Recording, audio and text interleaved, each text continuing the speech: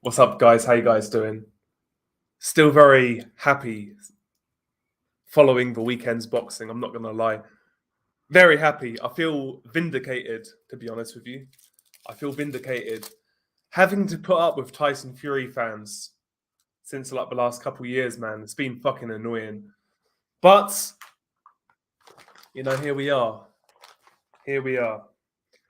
Alexander Usyk, the middleweight, dog walks, the 6'9" Gypsy King Tyson Fury, over 12 rounds, wins and becomes undisputed heavyweight champion of the world. I'm fucking made up.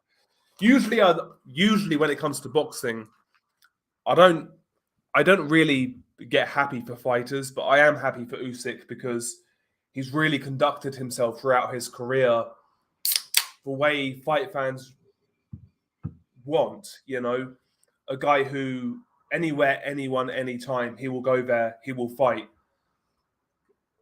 Every single title at Cruiserweight won on the road, plus defending his undisputed title at Cruiserweight on the road. Beat Anthony Joshua, unified heavyweight champion on the road. Beat guys bigger than him, more popular than him, with more political pull than him. Just gets it done. He gets it done. He gets it done. Alexander Usyk, the pound for pound number one, not just undisputed heavyweight champion.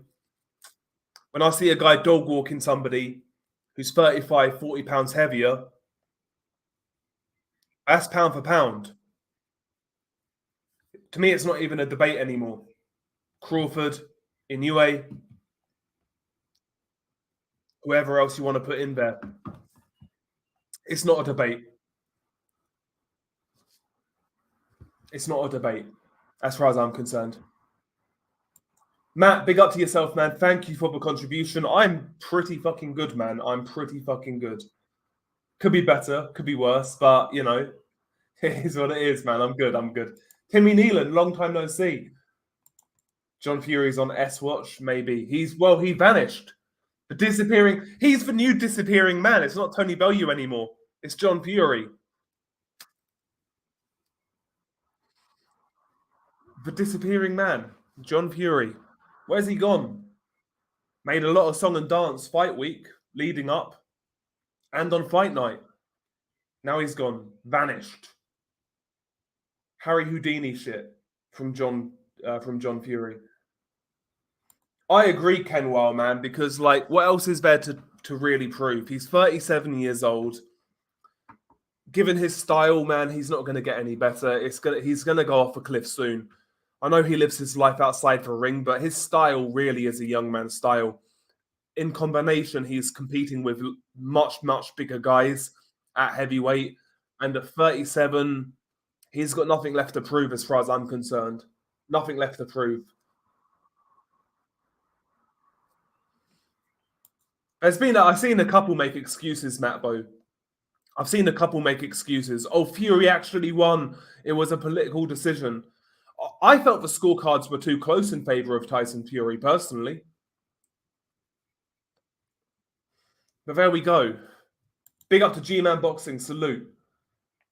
Yeah, John literally vanished. There's no footage of him at all leaving the arena. Very strange. Yeah, he is the new disappearing man.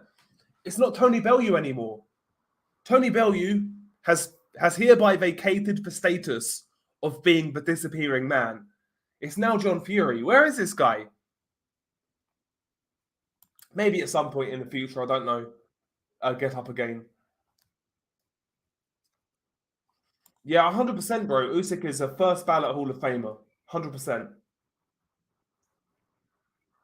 Bro, that's another one. Denis Berinchyk defeated Navarrete. I was very disappointed in Navarrete. I was going to do a post-fight review, but I didn't have time.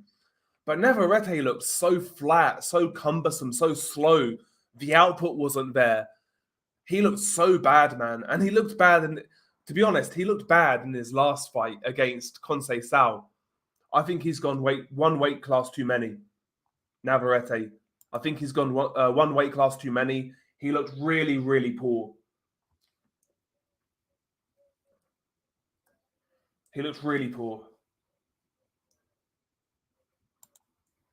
I agree, get up again. I think if you're being very kind to Tyson Fury, Fury won 5 rounds. I think the correct scorecard is 8 rounds to 4 plus for knockdown. Personally, that's how I see it. See, I scored the first sort of 3 rounds to Usyk. I felt the bodywork of Usyk was very good, the straight left of the body. Fury was moving well, but I felt his jabs more or less were negated by the high guard of Usyk. Usyk was taking a lot of those jabs on the gloves. The uppercut from Fury was a very good punch in those rounds. But for me, Usyk was busier than Fury in the first 3. I then felt Fury won 4, 5, 6, and 7. And after that, I gave Fury all the rounds.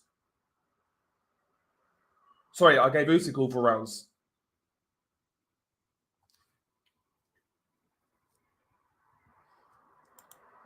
I had a bet on Fury, but at the end, I knew Usyk had won. I had it 115, 112, yeah.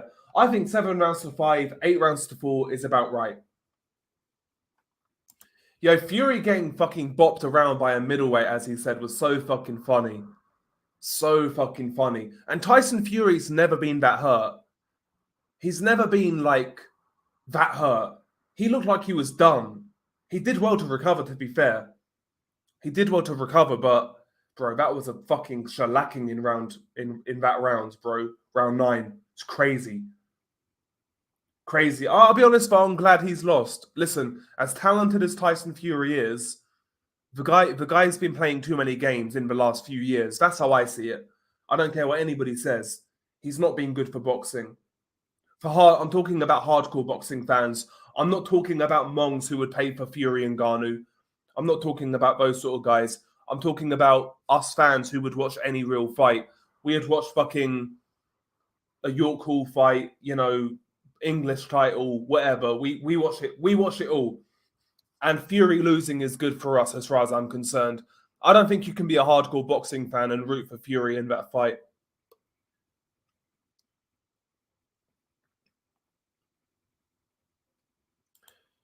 Yeah, man, the pressure was relentless. I'll be honest though, rounds 4, 5, and 6, genuinely, that's the best I've seen Tyson Fury for many a year. I was very, very surprised with rounds 4, 5, and 6 because I kind of felt Usyk was going to run away with it early. But Fury came back, man, and rounds 4, 5, and 6, it's the best I've seen him move, the best I've seen him feint. The hand speed was better than I've seen for a while. And not only that, the way he was delivering his punches were crisp. He was turning his knuckles over better. The uppercut was sublime. And he was getting power on those shots. Fury in those rounds was genuinely the best I've seen him. This may sound hyperbolic, but since the Klitschko fight, I genuinely felt he was that good in those rounds. But the thing was, though, even when Usyk was having those bad rounds, he continued the pressure. He was making Tyson Fury work hard. Fury was throwing a lot of punches. He was moving a lot. He was feinting a lot of movement, a lot of head movement. Usyk was just coming forwards, high guard, kind of like trying to soak it up. But he was making Fury work. Usyk's foot speed was always making Fury work. And I felt Fury kind of, towards the second half, started to gas. Yeah, I had an 8-4 on first watch, Amnon. I had an 8-4 Usyk plus the knockdown.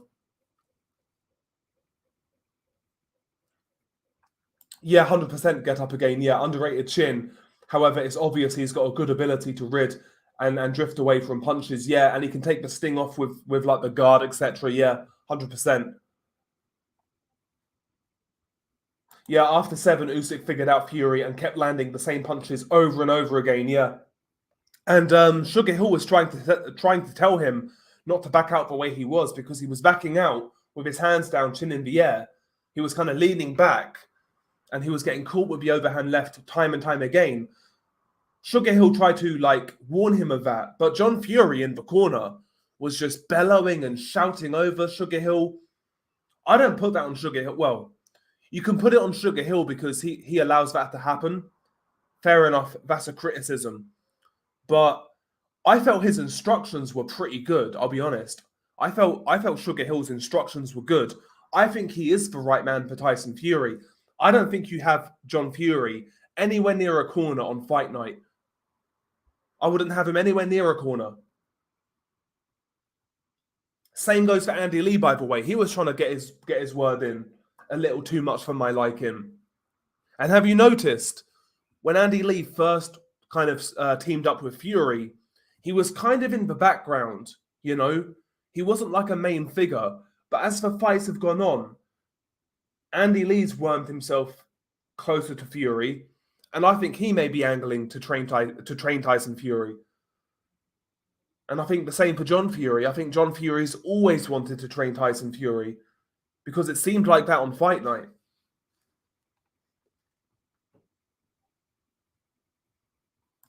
Yeah, I hope you're right, Get Up Again. It'll be good if he does. But, you know, his style, the only thing I worry about, his style is a young man's style. The fact he's able to, like, pull that off at 30, 37 is crazy. I think Fury's going to carry on, G-Man. I think there's too much money on the table. Even a rematch with Usyk does big numbers, in my opinion. Because the fight, this is another thing I think I failed to mention in my post-fight review. The fight itself was a much better fight than I was expecting. I was expecting a cagey affair with holding and mauling. It was actually a much better fight than I thought it would be. I have to be honest. Yeah, he's definitely a tank. He's definitely a tank, Get Up Again. Yeah, round 9 will forever be a meme. I feel vindicated, though. Like, bro, this guy's been written off ever since he went to heavyweight. Ever since he went to heavyweight, he's been written off. And prior to the Joshua fight, first time around, Usyk was WBO Mando. And this was a time where they was trying to make Fury versus AJ. And a lot of people, AJ fanboys, even Eddie Hearn was saying, oh, we may just vacate our title. Usyk offers nothing. And so many people were trying to write off that fight. So many people were willing not to let that fight happen. And Usyk then proved them all wrong twice. Does the same against Tyson Fury. The guy's been underrated ever since he went to heavyweight. As soon as he went to heavyweight, the disrespect of Usyk was real. I think the majority respected what he did at Cruiserweight. But ever since he went to heavyweight, because there's so many fanboys at heavyweight of Fury, Wilder, AJ, as soon as Usyk went to heavyweight, the disrespect was fucking insane. Fucking insane. I don't think he should retire, Laszlo. I think he should look at what he did first time around, because moments of that fight, like I was saying, moments of that fight, I felt Fury was excellent. Excellent. But for me, the gas tank wasn't there. The stamina wasn't there. I still think he could lose a few more pounds, lose a bit of that tire around the midsection, and go again. Fury has had it on the easy street for far too long. He's been an A-side. He's had political protection. He's looked for the least path of resistance for the last couple of years. And that showed in this fight. Because what he was trying to do was showboat and basically con the fans and con the judges into believing he was more in control than he was. He was trying to look for the least path of resistance and steal the fight more so than win it. Because as soon as Usyk turned the tide, bro, Fury had nothing left. Yeah, Fury's comments after the fight were a joke, honestly. They were a joke. Oh, but the Ukrainian only won because of the war in Ukraine. Tell that to Lomachenko. Nonsense. Absolute nonsense. Yeah, bro, these guys vanished, though. That Albanian guy. I don't mind Tyson Fury, like, having fans. It's not that. It's the real vociferous ones who just talk shit. And when the guy loses, they're nowhere to be seen. Yeah, John Fury was a journeyman as a fighter. He never really cared for Tyson as a son, but only cared that Tyson is the biggest name in boxing and just wants the spotlight. Yeah, man, 100%. Like how he conducted himself on fight week can't be helpful. I don't care what anybody says. Oh, he's drumming up interest for the fight. Cool. There's ways to go about that. And on fight night, bro, I felt he embarrassed him. Well, I felt he was a disgrace. Taking over from the head trainer in Sugar Hill, who was giving good instructions. Yeah, Bellew said Usyk makes you mentally tired first, then physically. 100%. That's why you saw Tyson Fury showboat so much. Because he realized this guy is not easily controllable, like Deontay Wilder, even like Vladimir to a certain degree. Usyk's mindset, Usyk's mentality is on a different level to those guys. Different level. We've seen this guy have bad moments in fights, like in the second AJ fight, for example. Moments in the Briedis fight. He'll have a bad round or two. I've never seen this guy discouraged. Never. Yeah, that's true as well, Crazy. Yeah, Usyk's going to carry on as long as Turkey's paying him well, yeah. Bro, I'll be honest. Get up again. I was actually very surprised with Fury, how he was moving early on. Well, first half of that fight, how he was moving, how he was punching. That's the snappiest I've seen Tyson Fury punch in a long time. Because even against Wilder, 2 and 3, a lot of those shots were thudding and cuffing and just heavy-handed, but not necessarily crisp. Against Usyk, he was throwing some crisp punches with speed. Listen, we all clown Fury. I'm glad Fury lost. But I have to be honest, he was better than I expected because I was kind of thinking he was done. Or not done, but like way past his prime. Like way past. Yeah, I had an 8-4, Laszlo. I had an 8-4. John should go. Well, I think so as well. Yeah, so I was watching the DAZN commentary, and yeah, it was cheerleading. It was complete and utter cheerleading. Well, it must run in the family, Kenwell. Yeah, John Fury's the biggest reason why Tyson has a strong bipolar disorder. Yeah, probably is. And that sort of voice doesn't help in the corner, especially in a moment of crisis. You had Sugar Hill saying one thing, Andy Lee saying another, and John saying a third. That's not good for a guy like Tyson Fury, who is, let's be honest, mentally... I don't think Tyson Fury is all that mentally mature. And those multiple voices in a corner in a moment of crisis isn't good, in my opinion, for a guy like Tyson Fury. I think it can work for some fighters. I don't think it's like a one-size-fits-all rule. But for a guy like Tyson Fury, I think he needs one clear, concise voice in the corner, not multiple. It's weird, Crazy. But again, I've speculated for a long time John Fury wants to train Tyson. Because he threw Ben Davison under the bus. He said some shit about Sugar Hill. He's always undermining these guys.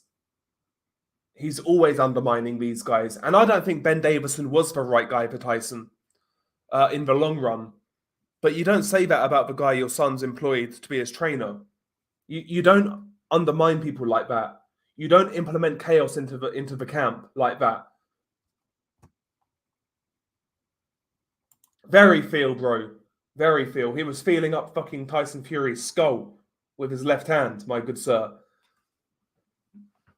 I'm happy, man. I'm happy. I'm just glad because so many times in boxing, I feel like the genuine fighter gets fucked over. Like the guy who genuinely wants to fight the best guys, who does his best. I feel like those guys get fucked over in boxing all the time. All the time. And these fucking hype job guys who'll fight one good guy in every 3 years, they get propped up and media attention, they get anointed the greatest without really doing much. Where a guy like Usyk, guys like that usually get fucked. So I was so pleased that he upset the apple cart once again. It's what boxing is about. That's what boxing should be about. The best man winning the decision after putting on a great display like that.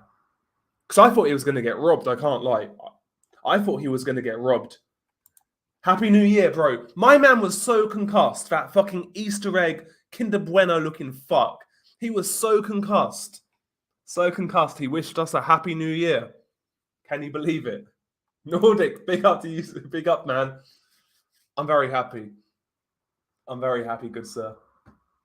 Yeah, John Fury's a thug masquerading as a gentleman. Oh, you mean Tyson? Yeah. I don't think Tyson Fury's a thug, to be fair. I don't think Tyson Fury's a thug. I don't think he's that sort of guy. I think Tyson Fury is just very immature, emotionally unstable, lazy, believed his own hype. I won't question Tyson Fury's talent, but the mental aspects to him finally got exposed. May 18th, Happy New Year. Bro, that's going to be marked in the calendar now, Max. That's going to be marked in the calendar. Yeah, John Fury was the hardest man on the cobbles back in the day. A proper fighting man. An hard man. 100%. 8 count. I think people are being unfair to Fury. It was a very close fight. The right man won, though. It was a competitive fight. I don't think it was a close fight. I'll be honest. I don't think it was that close. I don't think there's any way you could give it to Tyson Fury or have it a draw. I really don't. I think at the very, very best case scenario, it was 7-5 Usyk plus the knockdown, which in itself is pretty fucking clear in my opinion. But I had it 8-4. I think Tyson Fury is going to be hard to knock out. I think he found his range though, Toots, because Fury gassed as well. Usyk's movement, the feints, the work rate, the foot speed, I think it gassed out Fury. More so than like Usyk figuring out the range from a technical standpoint. Because Usyk had like lead foot control. He had the lead foot positioning throughout most of that fight. And we mentioned that in the prediction video. And a couple of people like made light of it when I said, when Dillian Whyte fought Tyson Fury and he came out southpaw, we all laughed. But look at the feet. Look at the feet in that fight. Dillian Whyte, as a southpaw, was able to get his lead foot on the outside of Fury's. This is Dillian Whyte. Otto Wallin was able to do it. Maybe Fury can't fight southpaws.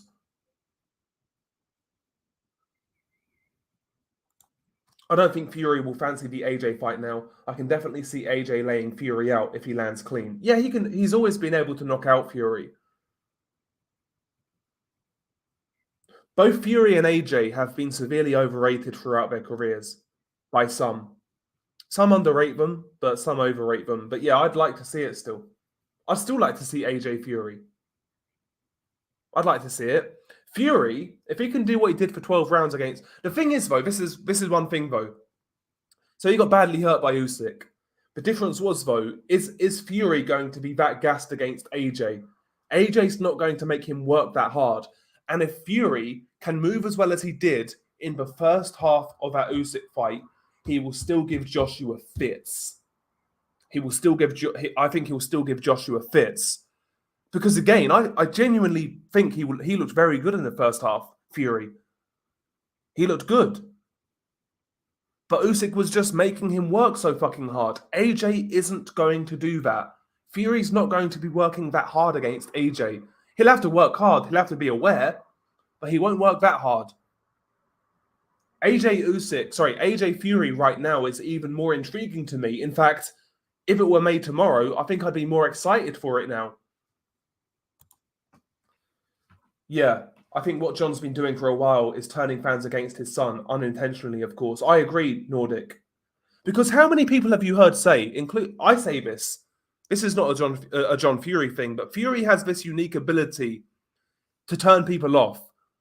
When Fury was coming up, I really liked Fury. Basically up until after the Klitschko fight. That's when I kind of jumped off. But I always liked Fury. I always felt he was a good talent. I was one of a few picking him to beat David Price way back when. So it's not like it's you're just a Tyson Fury hater. What I don't like about Tyson Fury, this guy's pissed away his talent. You know, to me, Tyson Fury, the term generational talent gets thrown around a lot. But when you look at a guy like Tyson Fury, a man of his size, the way he moves, not just feet, but his upper body, his hand speed, etc., his feints, the way he moves, his ability to switch hit, decent speed, etc. For a guy of his size, he was such a unique talent. And when it's all said and done, Fury, I believe, among hardcore boxing fans, will go down as a wasted talent. Because the guy's pissed around, had years inactivity, ballooned up in weight, wasn't consistently fighting the best. Imagine we got Fury, Tyson Fury, with Alexander Usyk's mentality. Probably be unbeatable. No such thing as unbeatable, but you get my point. Imagine Fury, with his physical attributes, had Usyk's mentality. Bro, you'd be looking at something special. And that's why I get so frustrated with Tyson Fury. That's why I dislike the guy. Because I recognize the guy's had extreme talent, but he's not made for most of it. Oh, but he beat Klitschko, he beat Wilder. Cool, great. Should have done a lot more. Should have had a long spell of dominance. Should have had a Klitschko-type reign, is what I'm talking about. Not a couple of defenses. I'm sorry. Briedis has to be... Bro, there has to be a shout-out to Briedis.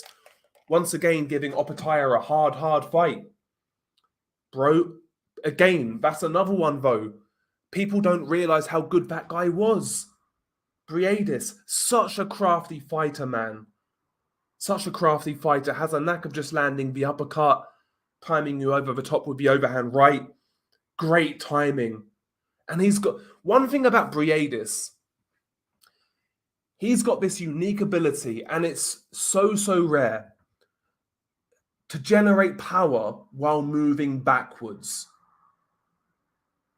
There's very few who do that as well as Briedis in boxing. The ability to generate power while backtracking is crazy. Crazy. And he walked Opetaia into shots in the last sort of 3-4 rounds of that fight. Briedis is very skilled. The only thing I don't like about Briedis is he sometimes gets dirty. I hate it when analysts say Fury lost instead of Usyk won, saying if Fury made the fight ugly, he would have won. Usyk adapted to Fury's game plan after 2 or 3 rounds and tired Fury out by round 7. Well, that's how I look at it, Iram. That's how I look at it. Mo Boxing, what's up? Yeah, Fury was doing well. Then his attention span kicked in. Yeah, his gas tank fucking left him. Gas tank left him. I think it was the best. Honestly, I think it was the best outcome for the heavyweight division for Usyk to win.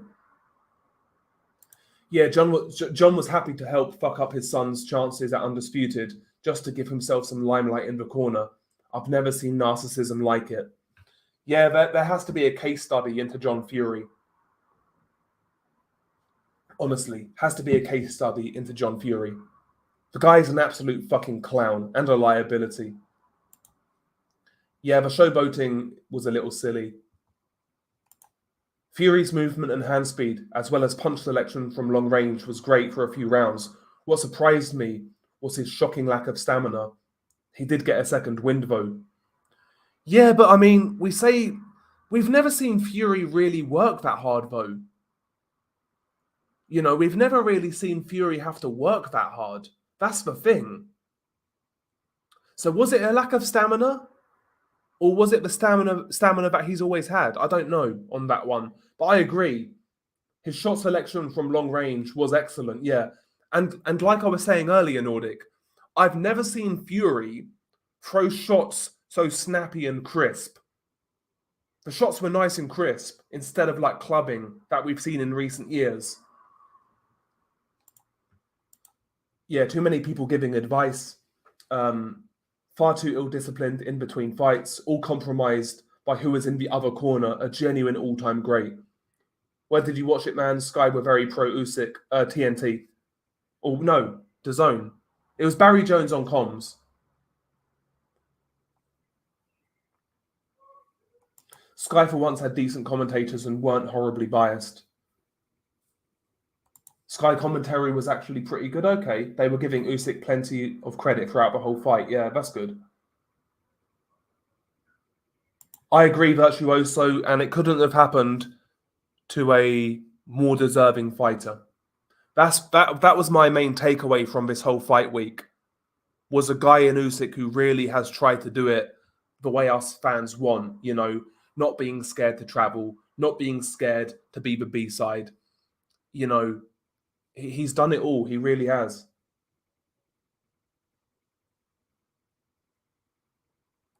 Yeah, I saw that as well on the undercard. Yeah, Sam, I saw it as well.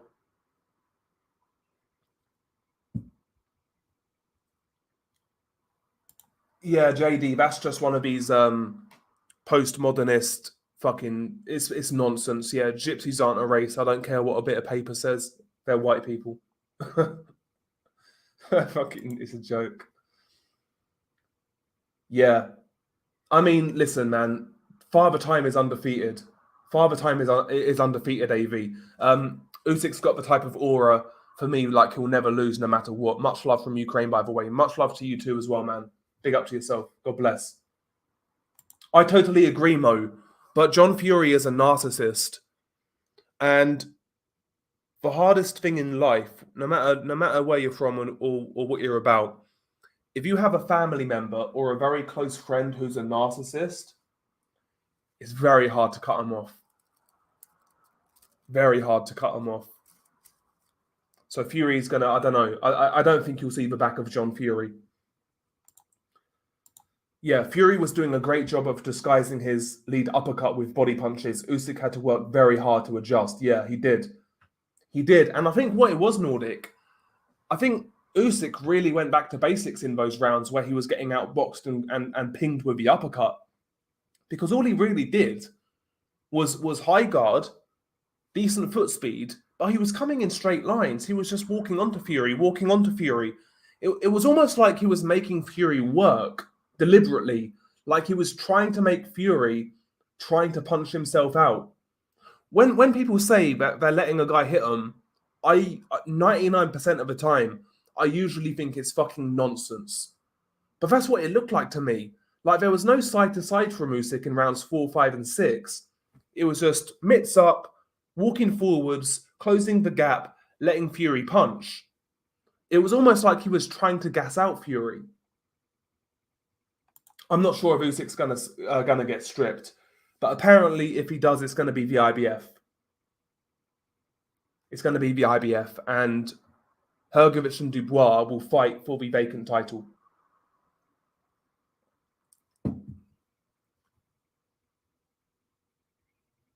Yeah, I felt bad for Sugar Hill, but at the same time, Sugar Hill has to put his foot down. Has to put his foot down. Because pride, listen, there's a lot of money there, but you have to maintain your pride. You have to maintain your pride. And again, I felt the instructions Sugar Hill was giving were pretty good. I'm getting up there, bro. Get up again. I'm getting up there. I'm 30. I'm 30. Yeah, exactly. At least when Tyson fought in the US, John wasn't allowed. Yeah, 100%. Yeah. Yeah, Dubois and Hrgovic are fighting for the IBF. Usyk is a cheating POS and should be stripped. Yo, speaking of Usyk cheating, did you see it? Like, I think it was like in between rounds 7 and 8. Usyk asked for the crucifix in the corner, and he kissed the cross. And Tyson Fury fans were trying to say he sniffed like smelling salts. This is how desperate they are. I'm not, bro. That's actually kind of Maybe they feel kissing the cross is cheating because these people are fucking godless. Maybe it is that. I don't know. Big up to Usyk, man.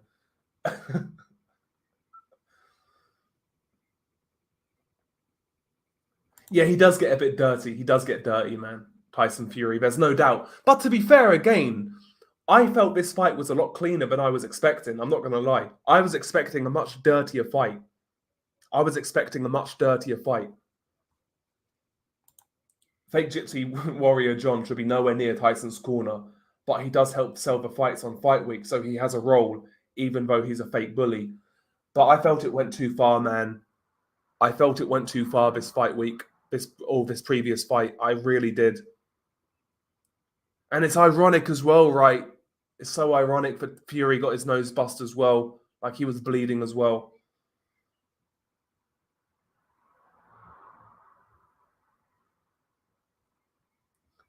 No, I've really grown so I went from a Fury fan to really growing to dislike him. To be honest, Boundless. Just too much nonsense. Too many gimme fights. Too many political moves. Not interested. And as I was saying earlier, my main issue with Tyson Fury is that he really wasted his talent. Because he was generational, Tyson Fury. I will stand by that. He was generational, but I think he wasted it by, drinking, ballooning up in weight, by not consistently fighting top competition, the inactivity. I think he wasted his talent. And he's done very well still, but I think he should have done a lot better. Just because a fighter had a good career, it doesn't mean they're not like a wasted talent. James Toney was a wasted talent. He had a great career. That's why I dislike Tyson Fury. But I had at 8-4 Usyk.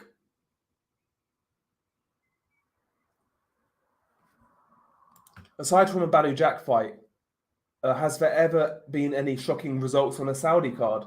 Some bad scoring, but they seem to ultimately get the right man. Fury would have won in the UK. That's a great point, bro. Like, listen, I've looked at this Saudi boxing invasion with some skepticism, but so far, aside from that one Badu Jack fight, like you said, there hasn't been any crazy robberies. There hasn't been any. So you have to ask the question, like, well, what's that about? I'm all for it. And by the way, can I say as well, the undercard was quite good as well. Ajit Kabayel really impressed me. Ajit Kabayel went full like fucking German mode, high guard, and just walked fucking Frank Sanchez down. Was digging to that body, lovely. Really was digging to that body well. Kabayel really impressed me because I've seen Kabayel ever since the Chisora fight, basically.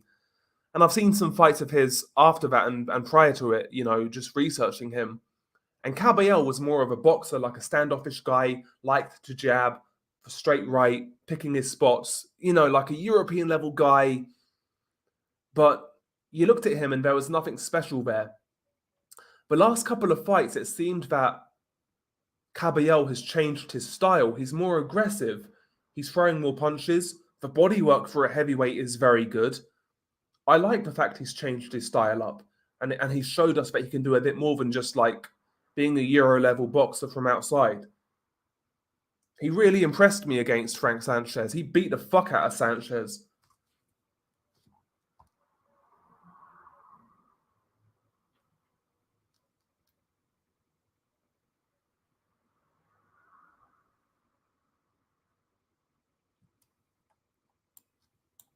Isaac Lowe was right. That didn't look like a cross in the corner. It was literally the same cross he was wearing on Fight Week. I thought these guys are supposed to be Christians.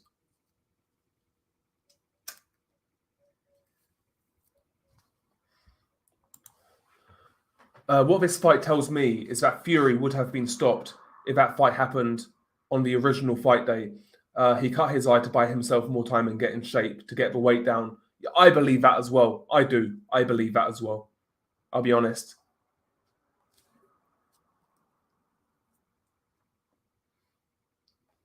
This is the main thing, Matt. This is what a lot of people don't get.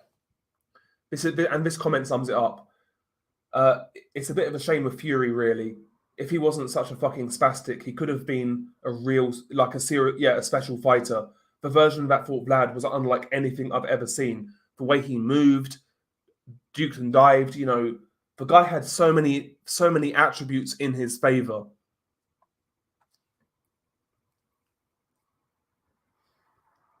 Yeah, bro. Yeah, crucifix dipped in marching powder, bro. Yeah, bro. Those people existed, Kenwal. That Canelo would beat Usyk. They existed. Yeah, Fury had something special, bro. He had something special, and don't get me wrong, he still had a good career. He's still a good fighter. I'm not disputing that. But again, I think the guy could have done something special, like he should have had a long reign of dominance. That's what he should have had. But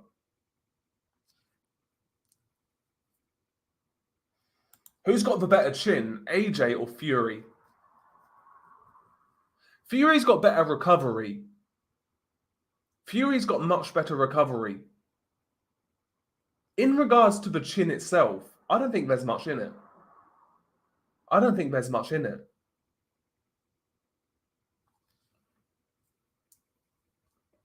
I think people always overrated Fury's chin. Like, people made out like the guy couldn't get knocked out.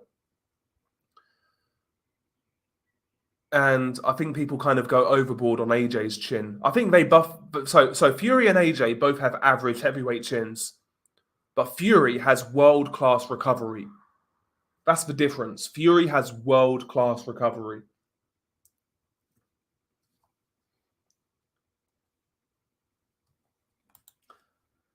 No, I think he does deserve it. Not listen. Hate is a subjective. I mean, there's no hate, but like, I think he deserves a lot of criticism. Tyson Fury. I think he deserves a lot. There's nothing worse in life than a wasted talent, as the expression goes.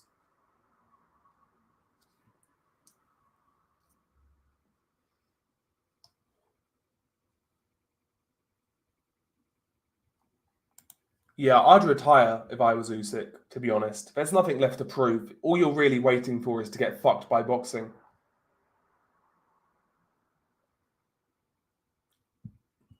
It's crazy, bro. It's crazy. The good guys won for once. It's actually insane. Bro, Tyson Fury was so fucking concussed, he wished us a happy new year. Can you believe it?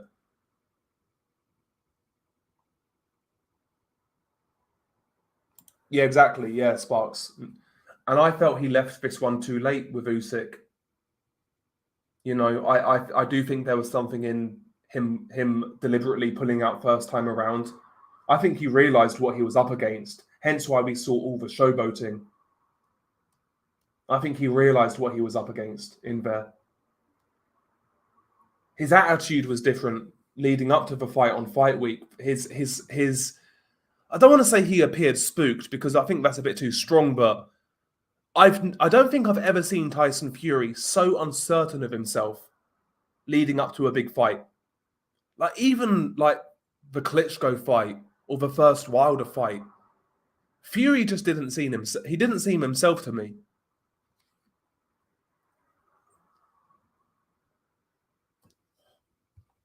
That's what I'm saying, bro. Like people forget prior to the Klitschko fight how good Tyson was looking under Peter Fury. People forget, man. Like the guy could have been generational, in my opinion. That's why I dislike Tyson so much, because he should have had a long reign.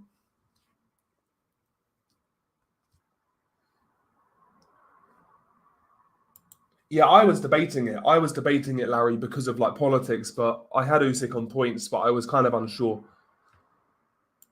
How far can Caballel go? He can definitely get a title shot. I don't see why not.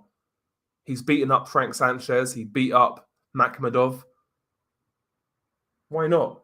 I'd like to see him fight a guy like maybe... Who could Caballel fight next? I mean, people are talking about Jared Anderson like he's the next big thing. Let's see Anderson fight Caballel. Let's see that fight.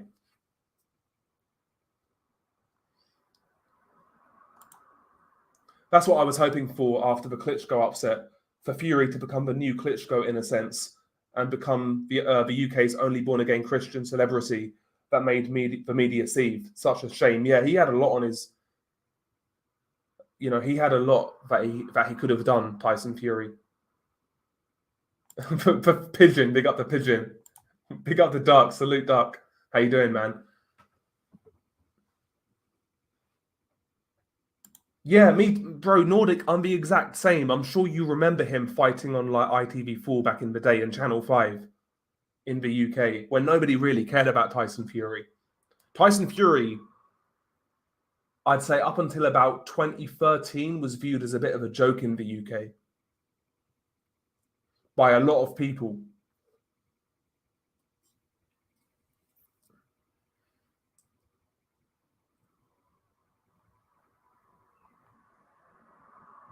Yeah, if it's UK tax, he'll have half of that money taken away straight away. So yeah, he'll get 50 million after tax, plus he's got to pay his training team, etc. Yeah, and I think that was deliberate, Duck. I think Usyk was trying to tire Tyson Fury personally in rounds 4, 5, and 6. Fight Scout, what's up? Yeah, Usyk sucked on that inhaler. He needs to be banned.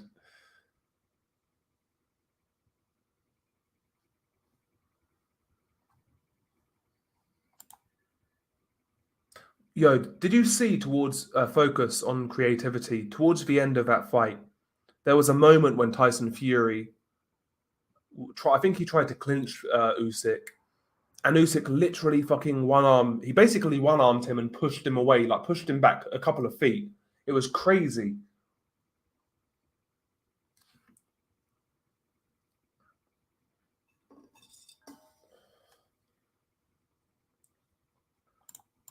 Pigeon rounds 1, 2, and 3 were Usyk's. 4, 5, and 6 were 4, 5, 6, and 7 were Fury's. The rest were Usyk's. 8-4. Big up to John Fury. Here he is. He's here.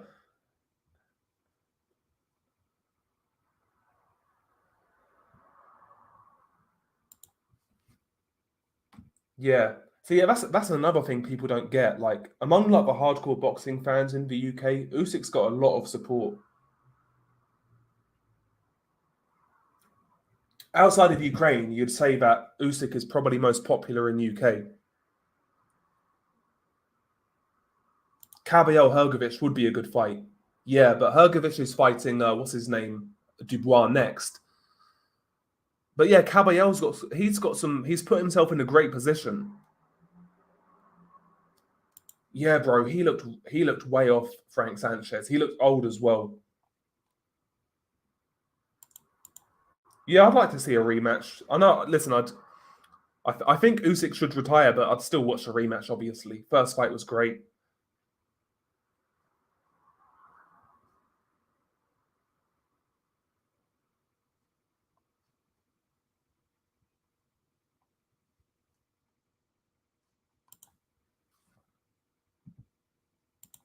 Yeah, let Pigeon be Pigeon. No, it was the same cross that he was wearing on fight week, like that. I think it was like encrusted with like diamonds, maybe.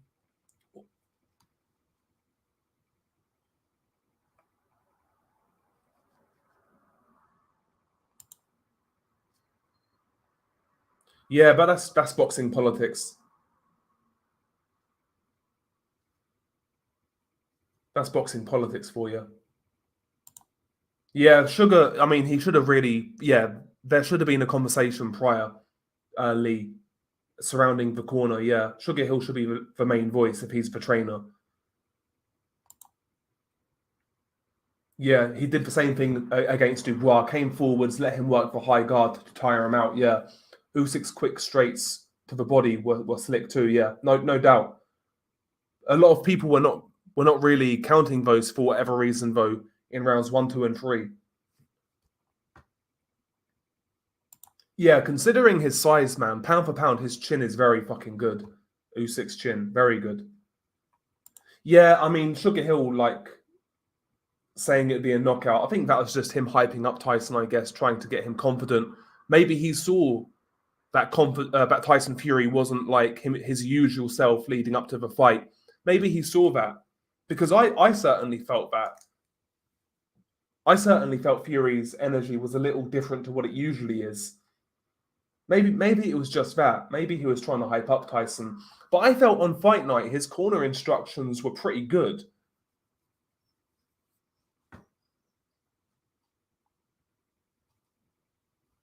It's John Fury's cringe central. Thomas Connolly, what happens now? Well, it looks like Usyk's going to get stripped of the IBF, and Hrgovic and Dubois will fight for that title. It's whether we see a rematch.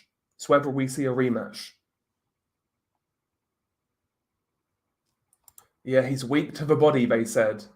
This weak to the body notion has been based off a literal low blow. Can you believe it? It's insane. Yeah, Fury was cleaner than I expected. He was cleaner than I expected. There were a few low blows, like you said, a couple of clinches, but nothing too crazy.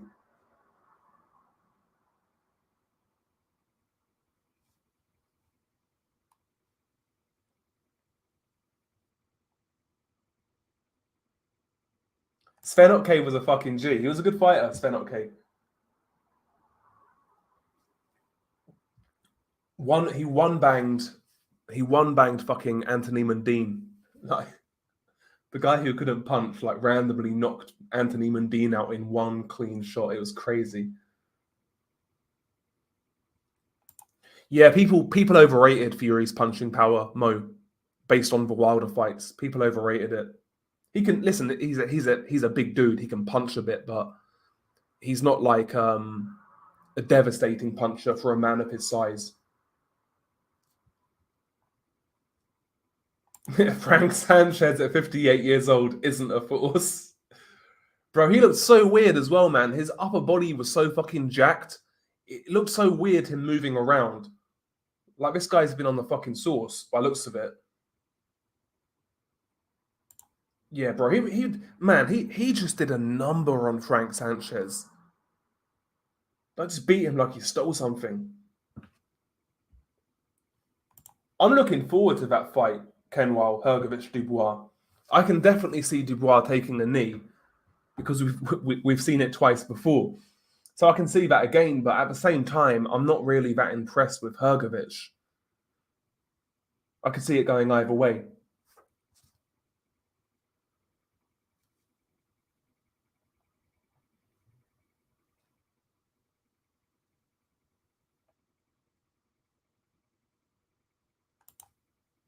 Do I think Fury's punch resistance has gone following all the wars he's had?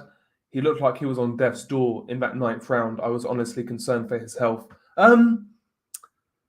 Tyson's been hurt before by non-punchers, and cruiserweights, guys like Steve Cunningham, and non-punchers like Nevin Pikic. I'm not sure it's a punch resistance thing per se. I think he was caught by a great shot. To be honest, if that shot landed on anybody in the heavyweight division, I think it would have hurt them. But maybe I think it's a combination, bro. I think it's people kind of overrate Fury's chin, and they kind of downplayed Usyk's power. I'm not saying Usyk's a big power puncher, because he's not. But if he lands clean flush on somebody, he can either get their respect or hurt them. He's not like this. People acted like Usyk was like a Paulie Malignaggi at heavyweight. That's basically how people acted. He can get your respect, 100%.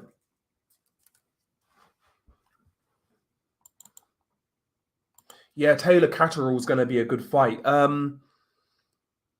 It's a weird one, though, because I'm still not sure how to feel about it. I can't really put my finger on who I think's going to win or how it's going to go. I guess the main thought I have is Josh Taylor's conditioning, where he's at. Making weight at 140 once again, north side of 30 now.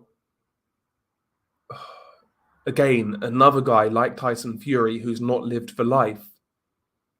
Would I be Bro, I wouldn't be surprised however this fight went. Could I see Josh Taylor rolling back the years and winning this fight? Yeah.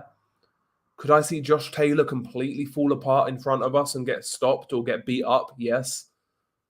I just don't know how to feel about this fight, I'll be honest. I don't know how to feel about it. I guess my gut is telling me Catterall, but I don't even trust my gut on that one. Usyk 9th round TKO, yeah, bro. A lot of refs would have stopped it.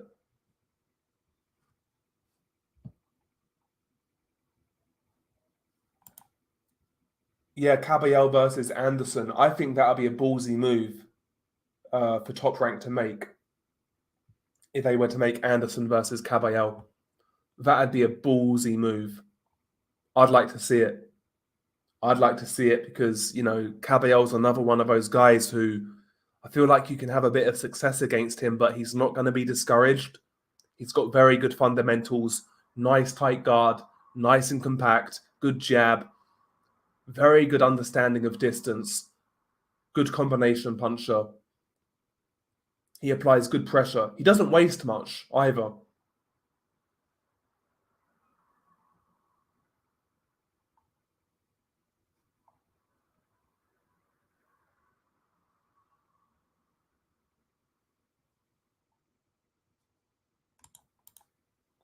Yeah, Nordic's got a lot of haters, man. It means he's doing something right. Yeah. Anderson's another Ameribum hype job. Another Deontay Wilder 2.0. Caballel destroys him. I'm black and I help you. I'm black and I hate the LDBC. Yeah, I take Caballel as well. Anderson hasn't developed the way I would have liked. I don't think he's got any better since when he first came on the scene, to be honest. He's got that weird habit of like certain American fighters have this habit when they kind of like, it's almost like, it's hard to explain, but it's almost like their back leg it's like they're dragging their back leg. Like Broner did that as well. I can't explain what I mean, but their back leg is so stiff, it's weird. His footwork's bad, Anderson. His footwork's bad. He's got athletic ability, like good hand speed, puts his shots together okay, relatively explosive, I guess, but fundamentally he's got a lot of trouble. He's got a lot to work on. I agree, Duck. I agree.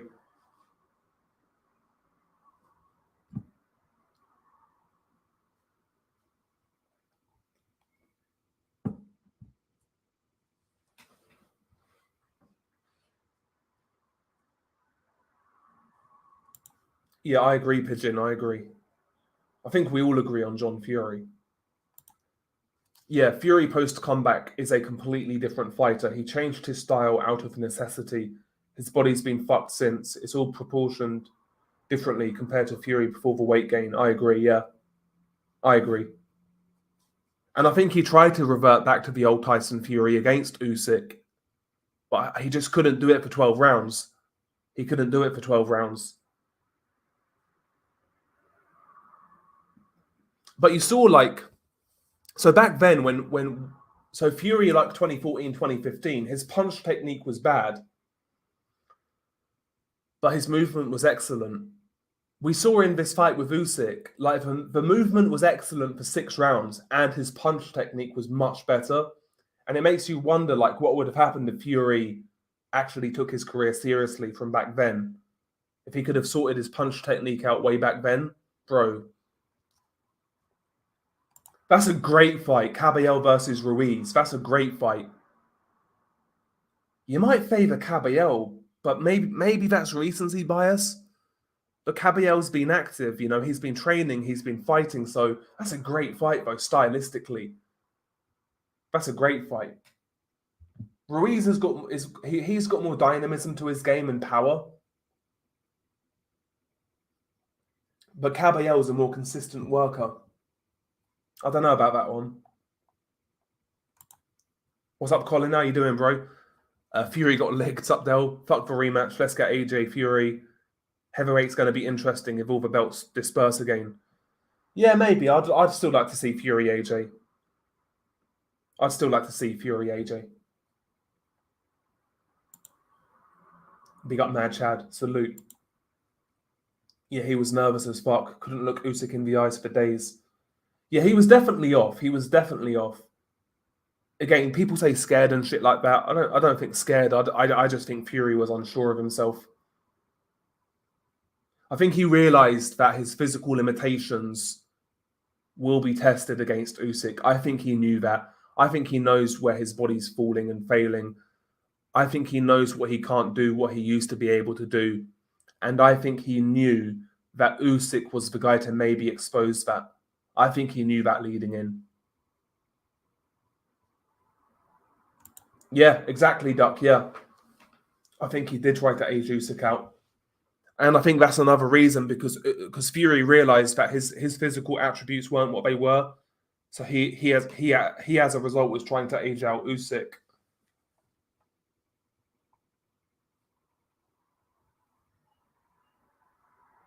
Yeah, I agree. Yeah. I think Tyson Fury will go down as a what if fighter. Cabello Park is another one that makes sense. You know, both of those guys had big wins in Saudi Arabia. Why not? Makes sense. I'd watch it. I thought he was memeing and trolling Fight Scout. I can't lie. But yeah, it looked pretty. It looked like the same cross that he was wearing throughout fight week.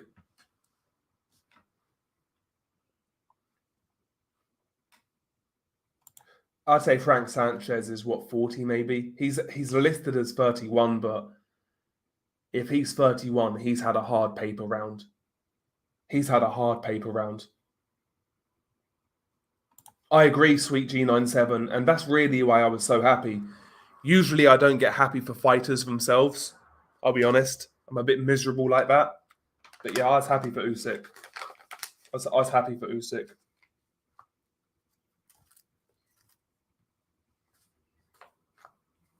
Just somebody who did it right. You know, I'm glad he got his rewards.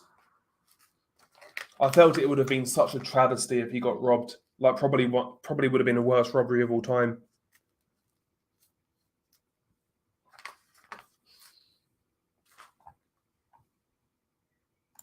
Frank Sanchez is a Cold War aging experiment.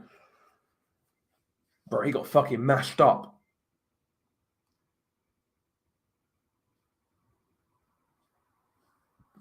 He is negative, Frank Sanchez, and once that didn't work, he was fucked.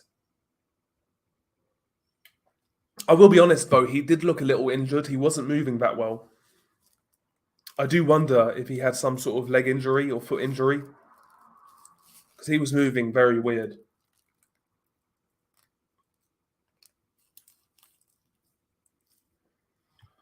See, that's another thing. We have the Euros coming up, the European Championships, football. I'll be honest. Usually with international tournaments, I look forward to them. But like, listen, I think England right now have a really good team. I think we've got really, really good individual talents. Bellingham, Foden, Palmer, Saka, Mainu, Harry Kane. We've got a lot of good talent in England right now. The best squad we've had in a long, long time, but we got a shit manager, so I can't really get too excited.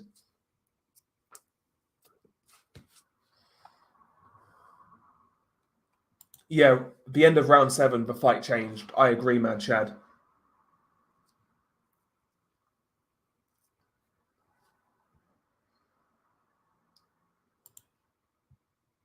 Yeah. Thank you, Mike. Yeah. Thank you, Mike. Yeah, but that's what I'm saying about Usyk. To me, he just represents what I want as a fighter. Just fight anyone, anywhere, anytime, no excuses. And he does it. He does it.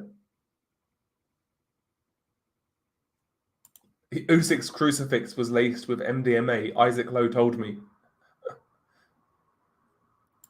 Yeah, I had it 8-4.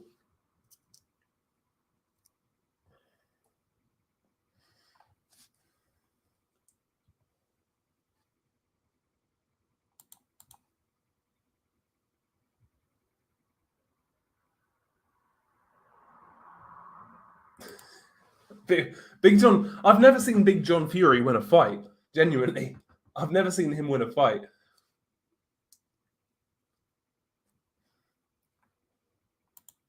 Yeah, me too. Let me ace. I'd rather see Fury versus AJ. Let's get it out of the way. Let's get it out of the way. See what happens.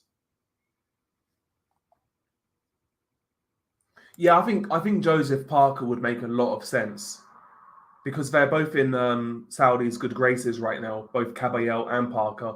So why not? Yeah, he looks like 40, doesn't he, Frank Sanchez? He looks like 40. Yeah, can you imagine Manny Stewart and then John Fury trying to like overpower him? He wouldn't allow that shit.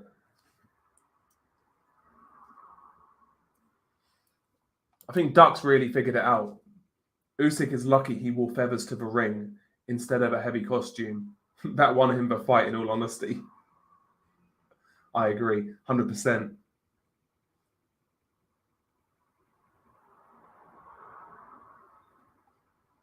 Usyk is boxing's version of GSP in MMA. Compact, low risk, heavy. Compact, low risk, heavy, gas tank, and quick. Okay.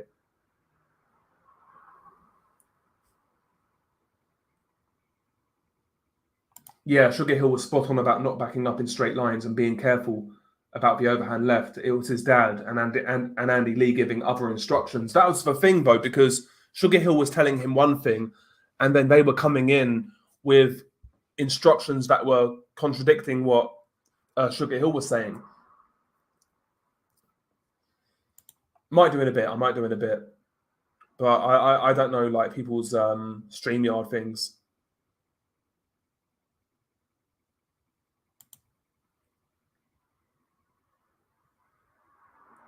Yeah, I mean, if Usyk does fight again, it's not going to be Joshua. And let's say Fury goes another route. Maybe if Hrgovic beats Dubois, Hrgovic might be interesting.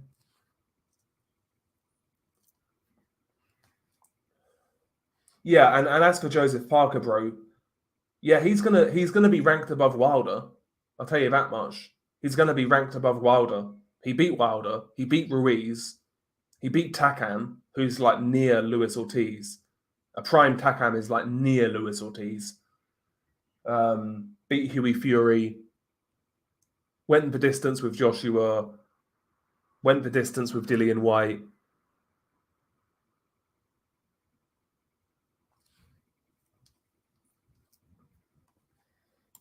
Frank totally 31 Sanchez.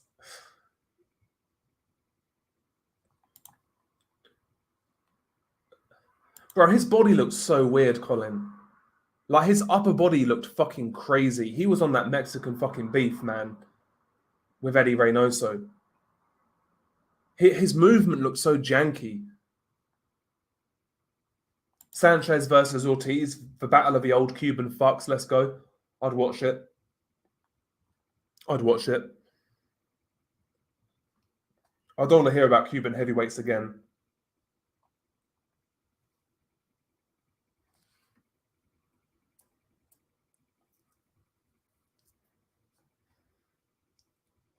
Classic Cuban. Yeah, these Cuban heavyweights ain't it. They're not it.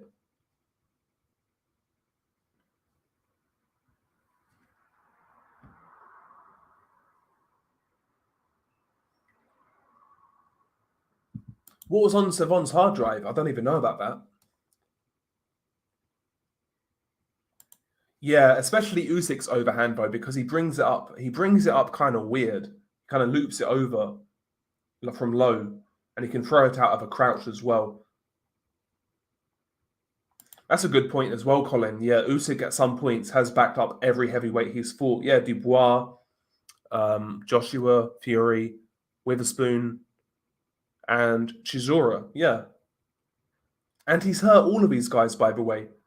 He hurt Chisora. He hurt AJ. He stopped Witherspoon. He stopped Dubois. And obviously, he badly hurt Fury. But this guy can't punch, is what we're being told. Every single fight this guy goes into at heavyweight, he can't punch. He can't get these guys respect.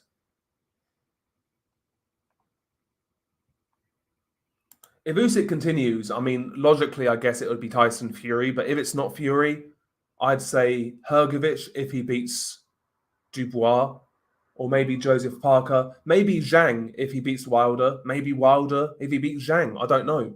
There's fights out there for him if he wants to continue. Yeah, that fight certainly showed that Hrgovic had a good chin, or has a good chin. Yeah, but Hrgovic showed he had a good chin in the amateurs, to be fair.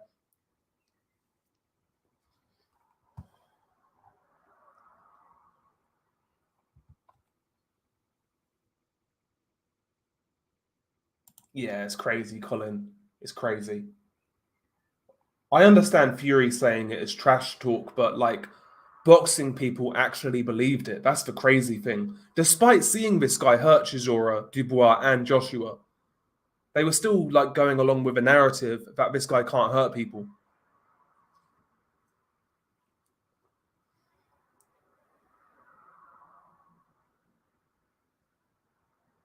You're right, yeah, Larry. You're probably right. It would have been better if Fury had the wherewithal to like take a knee after he got hurt straight away. Would have been better. Yeah, but I don't think he was in the position to do it, to be honest. I don't think he was in the position to do it. I think he was so badly hurt.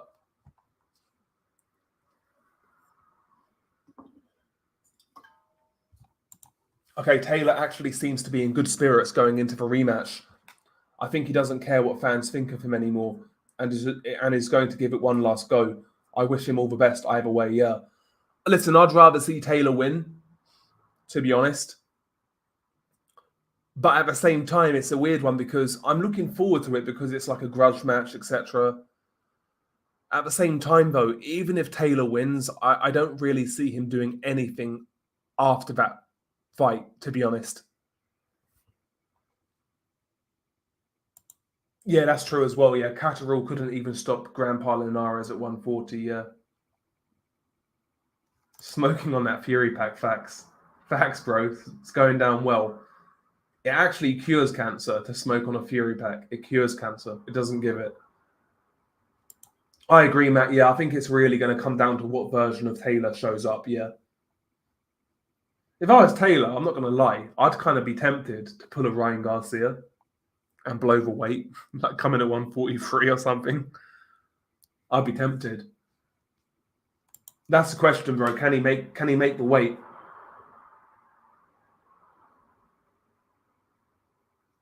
Yeah, that was a while ago, bro, right? The face off. That was a while ago. Mankey crazy. I think that was a while ago. If it's the same one I'm thinking of, it was a while ago.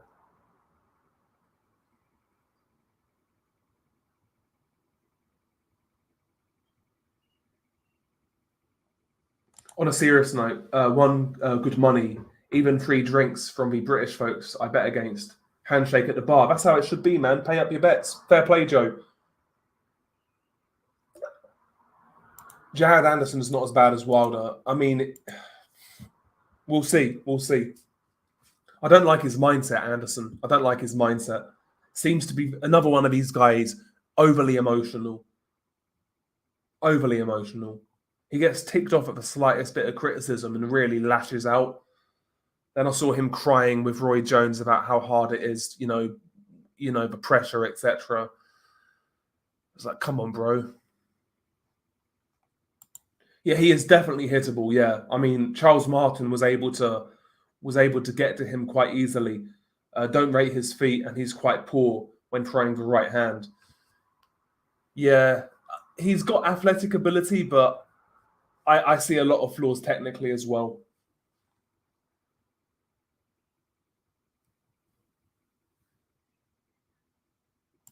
Yeah, yeah, Quags. That's what I'm talking about with Jared Anderson. Yeah, it's hard to explain.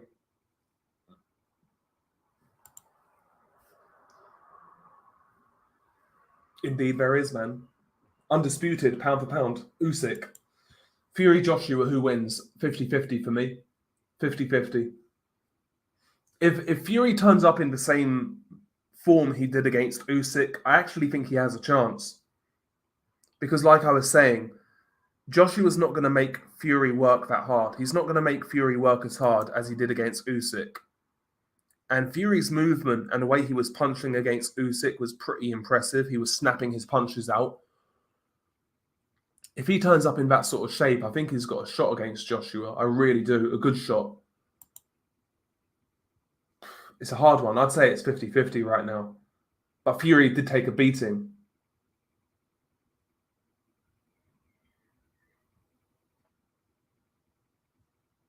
Yeah, I heard Fury was going to maul and bully Usyk. Instead, he got backed up all night.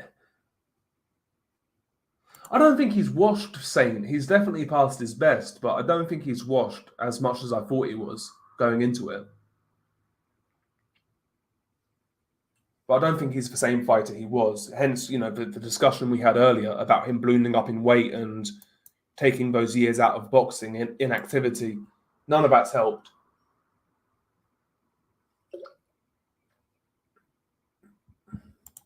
And that's true as well. Usyk's definitely slowed down as well.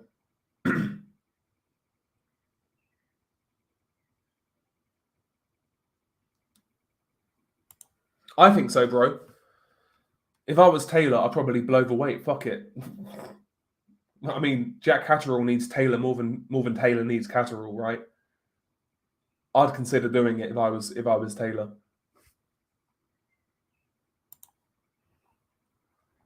Yeah, listen, I think he's better than Primo, much better than Primo Carnera, but I know what you're saying. Yeah, Fury is very reliant on size, but to be fair, for a man of his size, he moves very well. He does have good skills, good athleticism for a guy of his size. Yeah, I like how Caballel exposed the Makhmudov and Sanchez win streaks. Hope he's next up. Yeah, he deserves a crack at something, no doubt. Yeah, I think that would be a bit foolish. Usyk going to 40 with that style. It's a real kind of stressful style on the body, feet, knees, joints. It's a stressful style, man. It's a lot of movement. Yeah, the rematch is interesting, Nordic. The rematch is interesting because both guys also took punishment in that fight, but especially Fury.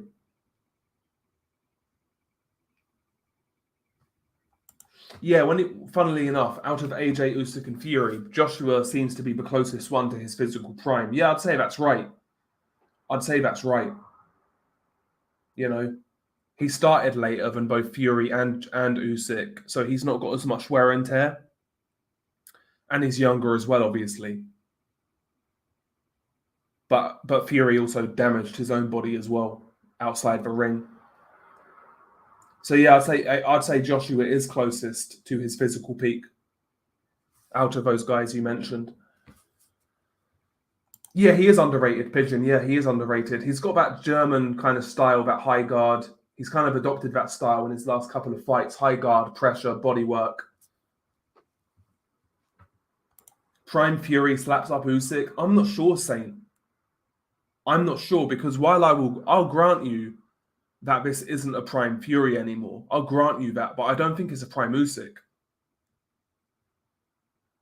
I don't think it's a Prime Usyk.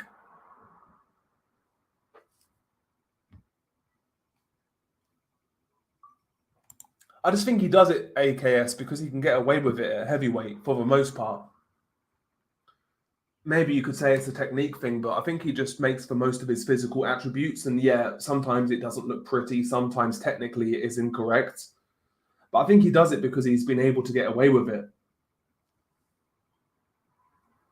Yeah, the rear uppercut was lovely from Fury. He was throwing that shot so well, like with whip, like real whip and snap. Again, I'll say it again. I don't think I've seen Fury throw punches that snappy in I don't recall the last time he was throwing shots that snappy. That they were so crisp and snappy. Like I was saying earlier, I was impressed with Fury in certain aspects. Johnny Fisher versus Moses Atalma. Atalma wins. Fisher isn't great.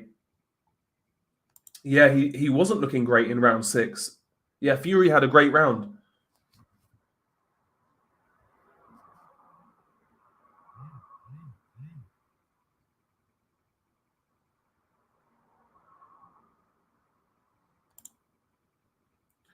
Yeah, bro. And it was, I just think it spoke to his uncertainty about this fight.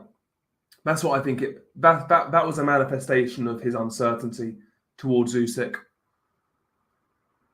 Because again, like somebody was saying earlier about Tyson Fury's physical decline in regards to his movement and things like that, I think he realized going into this fight that Usyk was the guy to expose that or potentially expose it.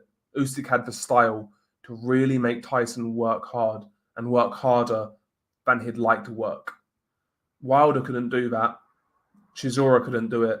Dillian White couldn't do it. None of these guys can make him work at a pace. Usyk has been the first guy he's fought on comeback who can really make him work at a pace, therefore expose those physical limitations and and expose the attributes that have diminished in Fury's game. Usyk had that style, and I think Fury knew going into it. I believe that Fury's style has changed due to necessity, like Matt was saying. And I think Fury realized that Usyk was the guy. If anybody was going to expose it, it would be him. And I felt we saw a lot of uncertainty from Fury in fight week. I think he knew that going in. I think that's why he was showboating so much.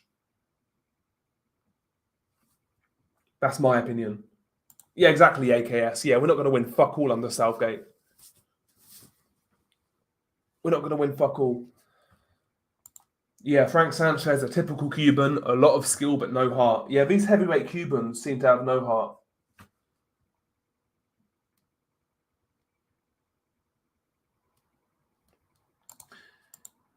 Oh, shit.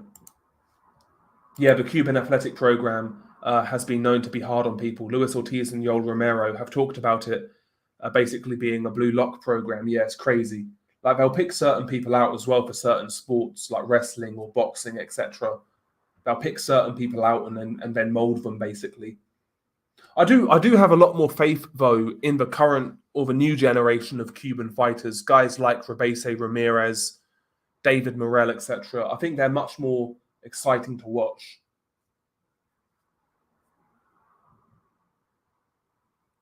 100%, bro. Yeah, we're not going to win fuck all with Gareth Southgate. We're not going to win fuck all. Intangible, what's up, bro? How you doing?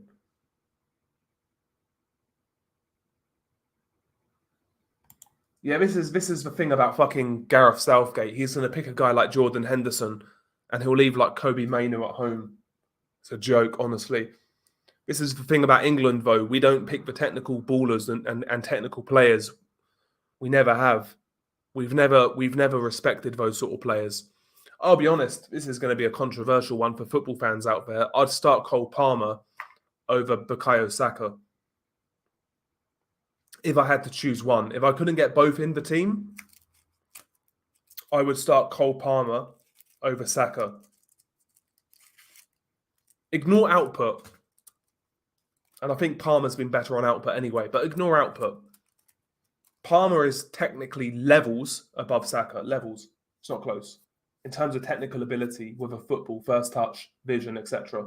Palmer's a better player. And only in England would Saka get above Palmer in the national team. If this was Spain, it wouldn't happen. Or Italy or whatever. Yeah, Opataya Briedis rematch was a weird fight. Yeah, 100%. Seemed like they were both fighting within themselves, and then it exploded in the last few rounds. I think both guys had a lot of respect for each other. I think Opataya had respect for Briedis' power after what happened first time, and I think Briedis was unsure of himself because of the inactivity, and I think that showed out in the first sort of 8-9 rounds. But yeah, it warmed up towards the end. It's a shame it never, that never happened earlier, but there we go.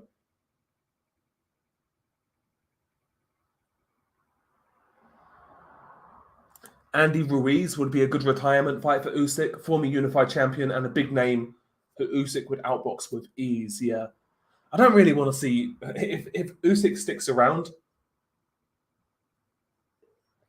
I don't really want to see Ruiz get the shot, but I get your point. I get your point.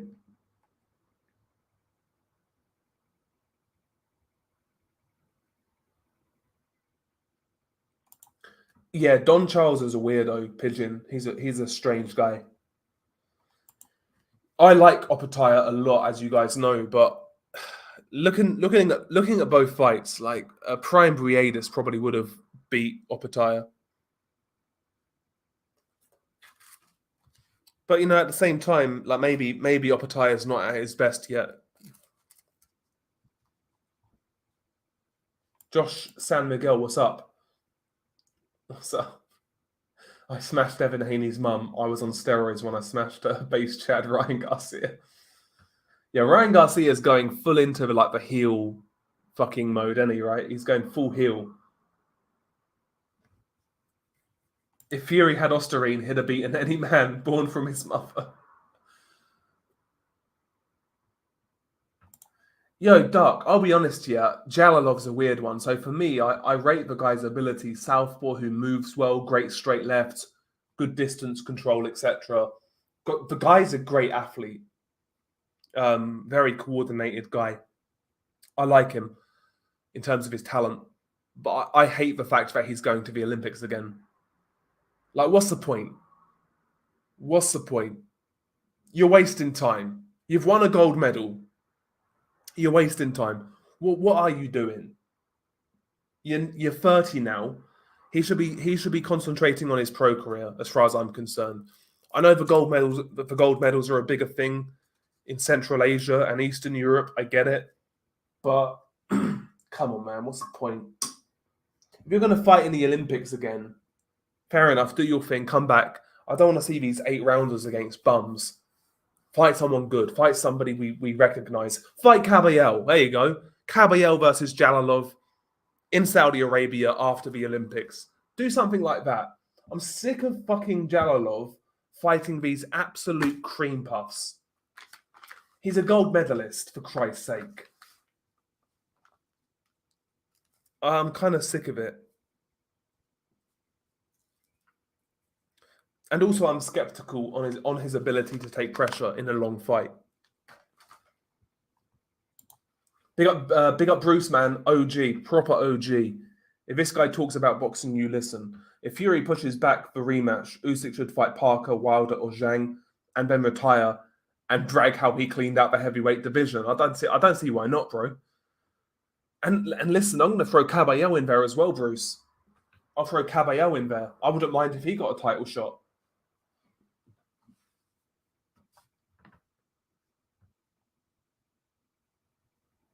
Okay.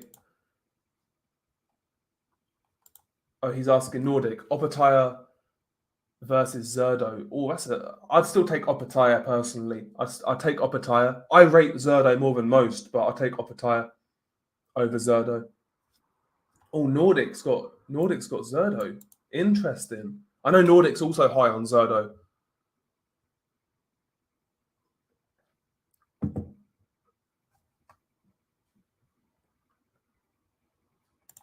Yeah, but it's the same with like a lot of fighters from Eastern Europe. Like, I mean, Jalalov, we just spoke about Jalalov.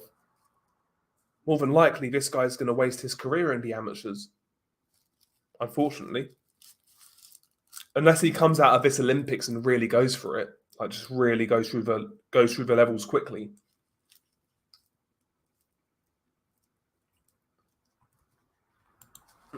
Fury's body is reminiscent of Dr. Eggman. Oh, Felix Savon was accused of being a nonce. I never knew that. Was that the Savon that Joshua fought? Because I think there's two, right?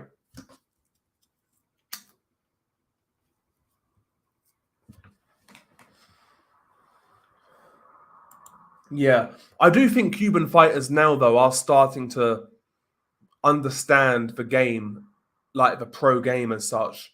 Like guys like David Morrell, for example, Rebese Ramirez, they're a lot more palatable and watchable than guys like Rigondeaux.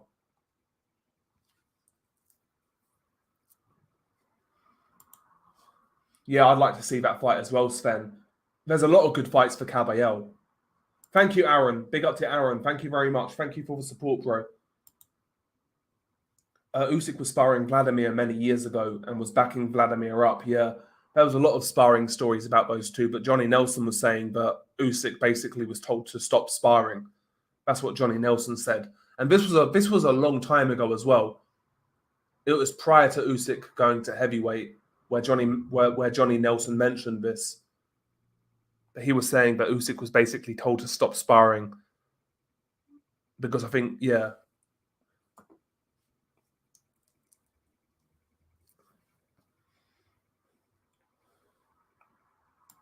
exactly, Duck. But I was saying this, bro. Like Usyk's hurt every heavyweight opponent he's fought, every single one. Not stopped them all, and he's not a massive puncher, but he hits hard enough.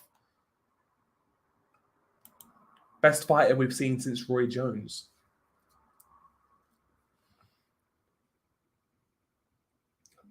There's a million ways you can classify it, right? Sometimes you can just go results based. Who's got the best resume? Then there's the eye test. I think there's more skilled boxers in boxing right now than Usyk, like Lomachenko, for example, in terms of like just pure boxing skill in a pound for pound sense. But Usyk, to me, has something that Lomachenko's not lacking, but I just get the sense that Usyk's a much tougher man than Lomachenko. Just a much tougher man physically and mentally. Usyk's got that shit you can't teach, basically, is what I'm trying to say. Now, the thing is, bro, Vitali wasn't slow. Pigeon. Vitali wasn't slow. His feet, Vitali's feet. By the way, his footwork was excellent, but his foot speed was so underrated. He could glide around like anybody's business. I think Vitali would be much, much tougher for Usyk than Vladimir. Much tougher. I think Usyk would beat Vladimir. I'll be honest. Vitali, though, ooh, I think that's a tough fight for Usyk, stylistically. Vitali's movement was so good. And he could throw a lot of punches for a big guy as well. Let's not forget.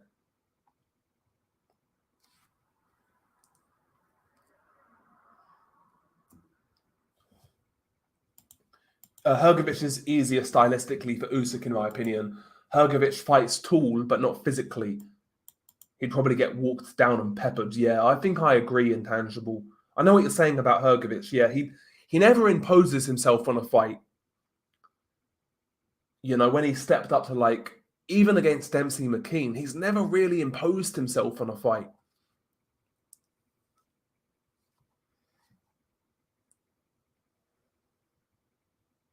I agree, Quags. I think Vitali's a weird one in heavyweight, in boxing in general.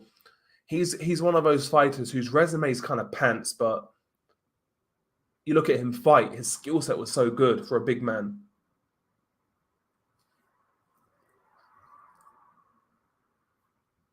That's a fair point as well, to be fair, XMB. This is a fair point, because I've said this for a while as well. Yeah, the best heavyweight in this era is a cruiserweight. Not trying to undermine Usyk, he's an all-time great, but this division is overrated. Yeah, I think I'd agree. I think I'd agree. Bro, can you imagine if Zhili Zhang trained with Reynosos and Lance Armstrong, he'd stop Usyk? Bro, Zhang could be the greatest of all time. Could be the greatest of all time. Fuck, I've lost where I was, ain't I? This is the thing about StreamYard. You lose where you are and you're fucked. I need to find Josh's comment. Fuck, I've lost it. Bollocks.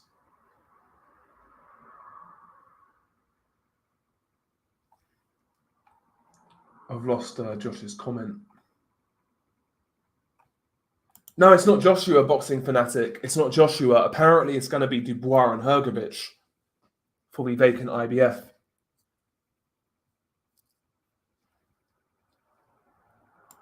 Yeah, Jared Anderson seems like a crash out waiting to happen. Spent too much time around Tyson Fury. He's mentally unstable, yeah. There's nobody in America right now in heavyweight boxing who I'd look at and say, yeah, this guy's got a real chance of doing something. Anderson is still worth following, don't get me wrong. Richard Torres is there, but I think he's a knockout waiting to happen. Yeah, US boxing heavyweight-wise is looking kind of bleak.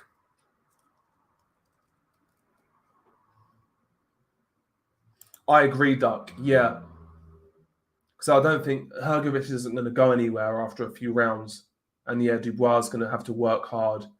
It's an interesting fight. Hrgovic is going to be peppering him with that lead hand and that cuffing right hand. It's going to be a weird. I think that fight could be messy, though. Dubois Hrgovic. I think that fight could be messy.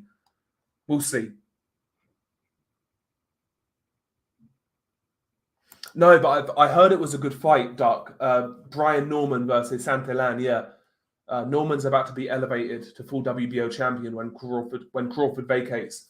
Never seen the guy fight before this one. Yeah, I've heard it was a good fight. I've not seen it though.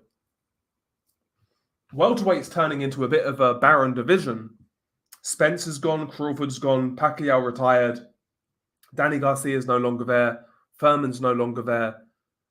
There's only really Boots Ennis. Virgil Ortiz moved up. Welterweight's dead right now. After years of being hyped up as like the best division in boxing, welterweight's dead right now. Joshua threw 2 times the punches Fury did versus Usyk while non-stop moving. Fury and Usyk may have overtrained. Yeah, it makes sense considering like the magnitude, right, of the fight. Or maybe both guys are just slowing down that much. I don't know, but interesting. Did he actually throw 2 times the punches?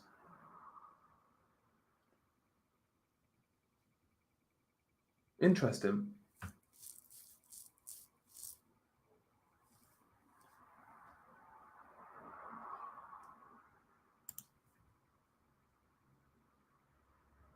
Yeah, it was like people that thought Canelo was going to walk through Bivol because he beat an old crusher, yeah.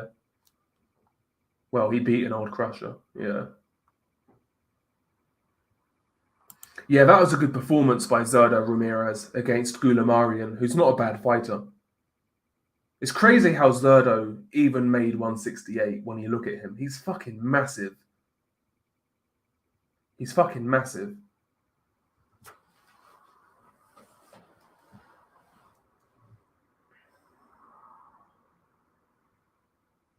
Yeah, I think he's slowed down to a certain degree intangible, but yeah, he's doing the best he can at 37, and considering the style being a young man's style, he's still holding it together really well. But I don't know. I feel like he's getting to the age now where he could overstay his welcome.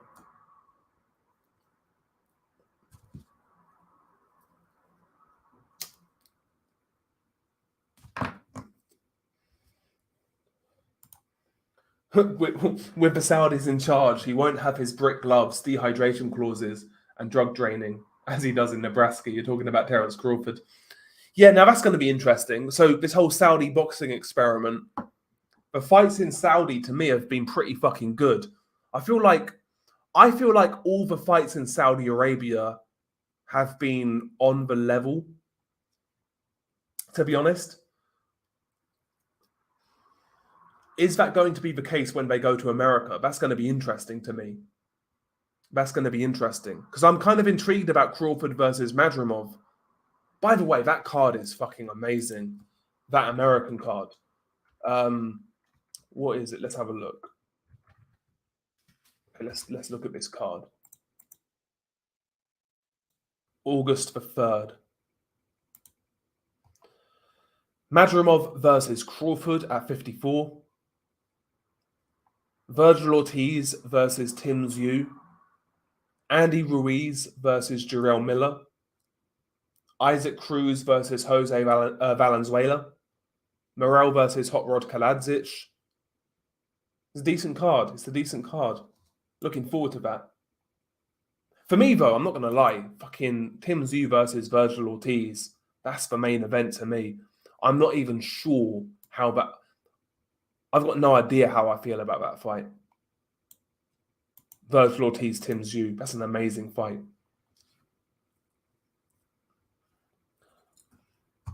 I think another thing about the Zurdo fight, Duck, was Zurdo was dead at the weight. He was dead at 175. Yeah, I agree, Sven. Yeah, Zurdo and Opataya are definitely top 2 cruiserweights right now. CBS and Reactport aren't even close to them. Yeah, I'd agree with that. You got Noel Gevor as well knocking about. Yeah, as to Fight Film's point, yeah, Usyk said he basically didn't stop training since September. Yeah, fight was originally for December and then February. Yeah, I think he said he only took a week off. I think Usyk definitely overtrained. That could be definitely the case. Yeah, certainly in the Usyk fight, yeah, the backhand uppercut was better than the straight right. Yeah, I agree.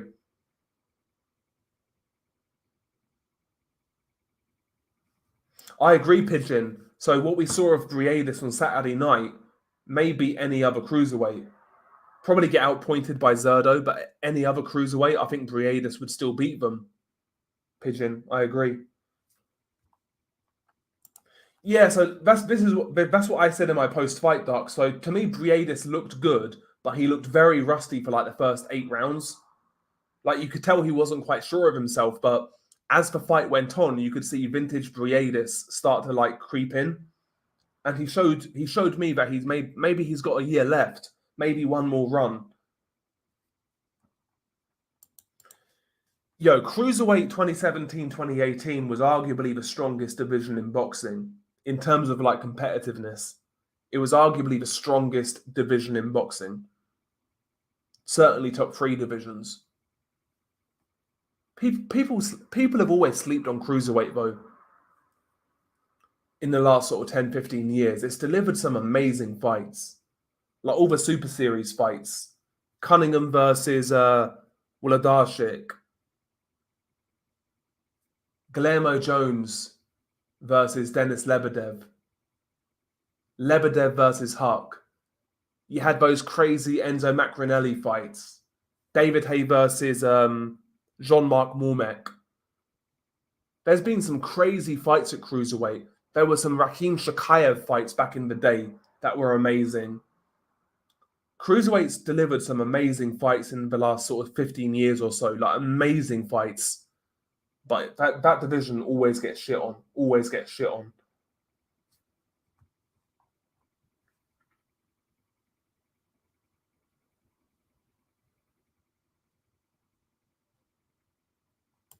No, I think Beterbiev is too small against Opataya. I'll be honest. I think he's too small.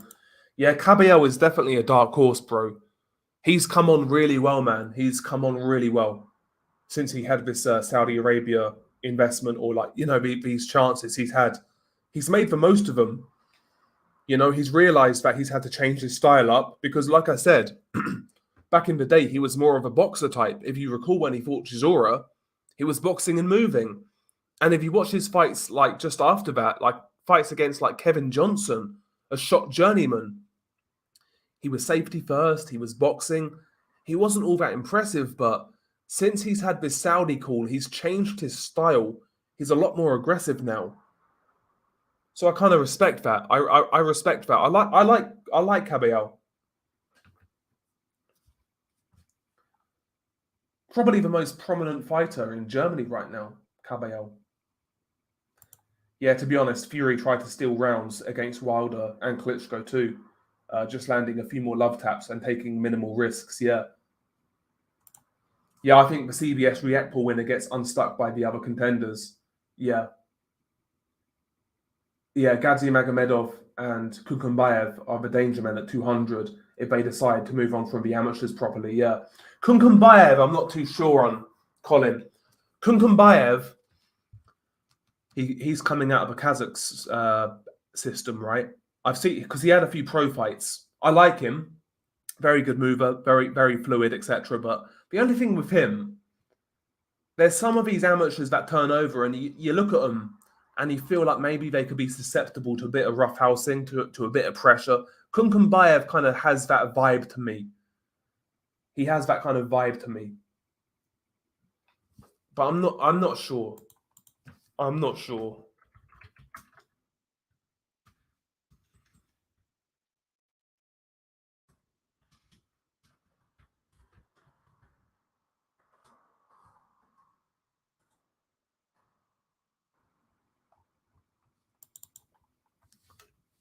We'll see though with Kunkumbayev if he turns over.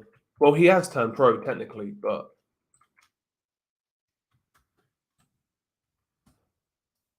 He had to turn pro.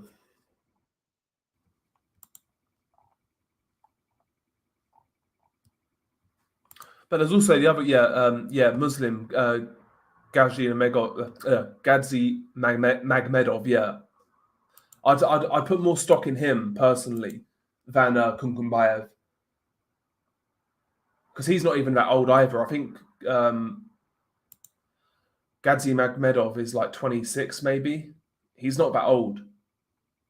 He's not that old. He's had a few pro fights as well. He beat Artur Man in his last fight, I think. Turkey wants to make the Opataya Briadis Beterbiev winner. Not sure what to think of it. I think if Beterbiev is the winner, it's less of a crazy idea. I'd agree, Duck. I agree with that, yeah. Beterbiev is certainly bigger than Bivol, has more scope to move up, and he's got the power as well to maybe do something. But I'd take Opataya over both. I think he's too big. Again, though, I'd watch it. Why not? I'd fucking watch it.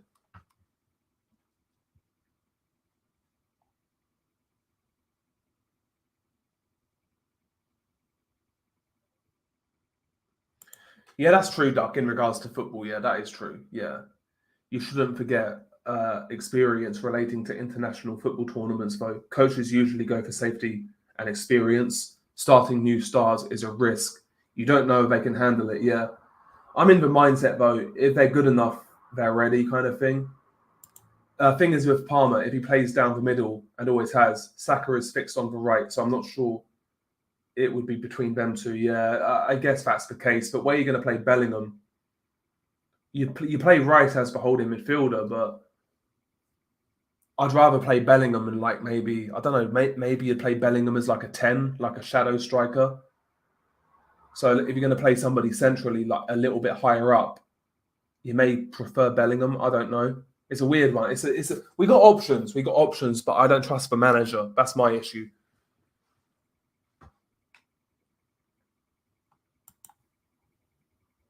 Yeah, Jalalov's heart and gas tank have been questioned, though. Yeah, I'm not convinced. I'm not convinced.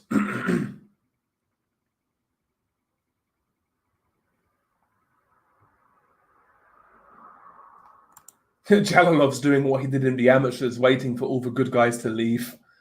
Yeah, when he won the gold medal in 21, it wasn't exactly a stellar year, to be honest with you, at heavyweight. It wasn't a stellar year.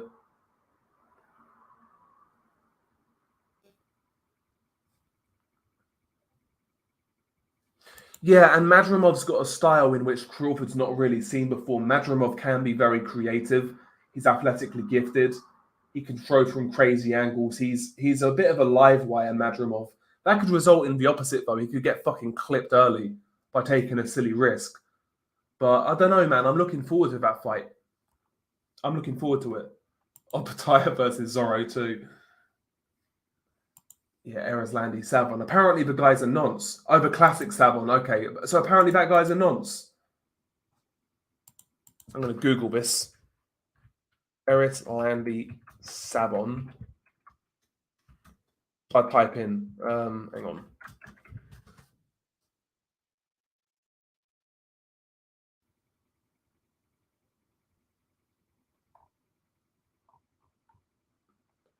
I'll have to Google it.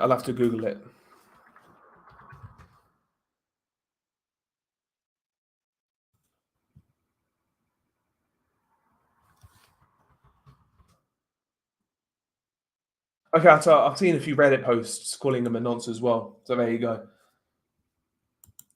Yeah, Andy Cruz is okay. Lara. Usually when Lara fights these type of bums like Yuri Foreman and people like that, usually he takes care of them. Unlike Rigondeaux, where Rigondeaux would coast against a guy like fucking Drain Francisco, whatever his name was, that fucking Filipino guy on the Kovalev Ward undercard. But usually Lara takes these guys out, like these bums out. When he's fighting a bum, he'll usually take him out, to be fair to Lara. I don't put Lara in like the Hall of Shame boring fighter category. I don't. I'm not saying he's like exhilarating all the time because he's not, but I wouldn't put Lara in that category of like Riggin Diao, for example. Nowhere close, actually. Lara has some good fights to watch, like Jarrett Hurd and um, Argentinian Brian Castano. Even the Canelo fight was pretty good, and Gulo. Plus, he's knocked out all these bums. Like Lara to me is not like I don't put Lara in that category of being like a super boring fighter.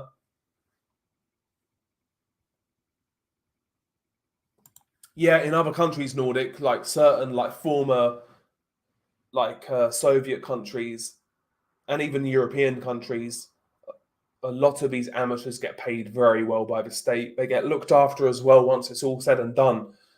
So Robert Camarelle from Italy, a very good amateur, of course.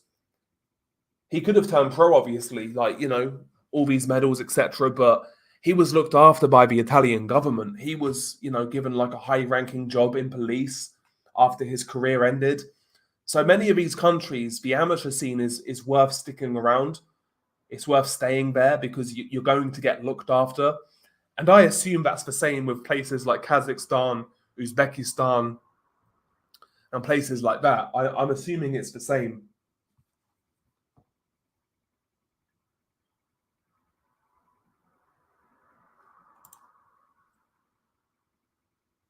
If a rematch happens, Fury should try and fight more on the front foot, high guard like he did with Cunningham, I believe.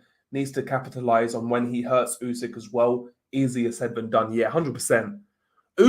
Fury surprised me by boxing and moving as much as he did, I'll be honest. I expected him to be aggressive. Yeah, I don't think we'll see Jalalov and Usyk match up, to be honest. I think there's too much of an age difference. And by the time Jalalov is ready, I think Usyk will be gone.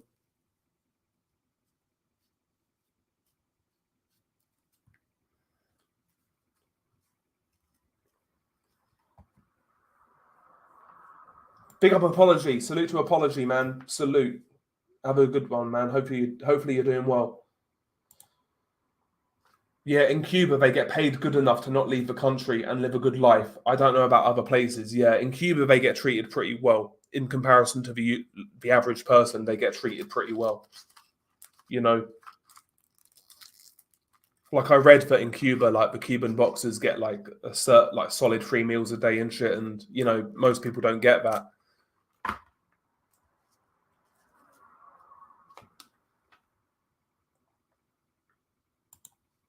Yeah, Usyk is more likable than Loma. I'd agree with that. Yeah,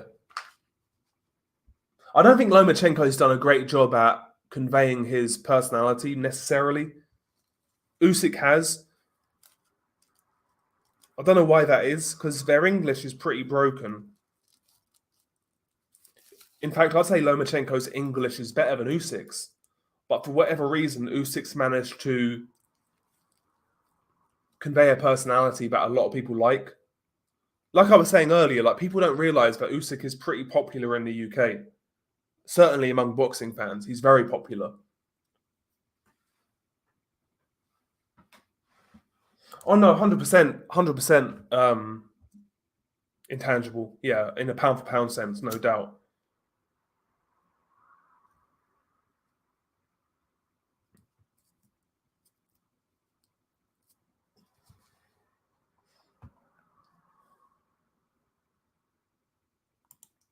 Loma might be fighting Shakur next. I mean, it makes sense, right? Because Navarrete didn't beat Berencik, so it makes sense. I don't think Loma is going to fight another Ukrainian. And plus, didn't that Berencik guy used to date Lomachenko's sister? I swear that was the case. I swear that was the case.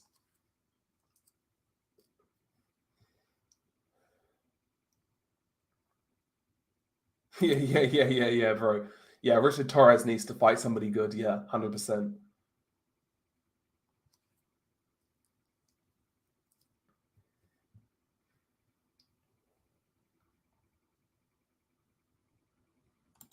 Yeah, 100% dark. I think Usyk has more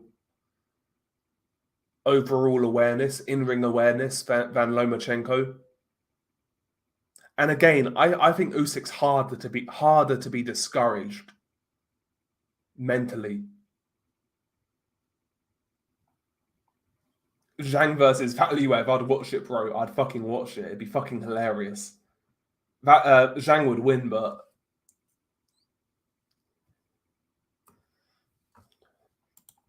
yo, Josh, Navarrete's fell off a cliff. The last 2 fights, he's looked awful. Awful. He's gone up too many weight classes, I think, too quick. He's gone up too many weight classes. Don't know what he's doing with his diet. But there was no intensity there against Berencik. He was terrible.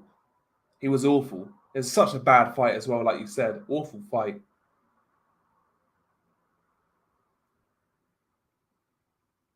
Yeah, no, I agree, Duck. So Berencik, prior to that fight, looked like just a good European level fighter. He beat like Ivan Mendy. But again, Sam Noakes did a better job on Ivan Mendy than Berencik did. This is Sam Noakes, a guy who is domestic level in the UK. Navarrete looked awful. I don't know what he's been doing. I don't know where he's been training. I don't know who's been training him. I don't know what he's been eating, but he looked fucking terrible.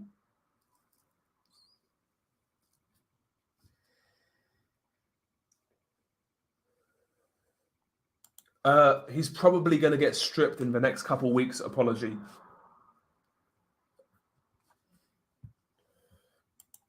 Yeah, Anderson would get stopped by Caballel. I think Caballel's too tough.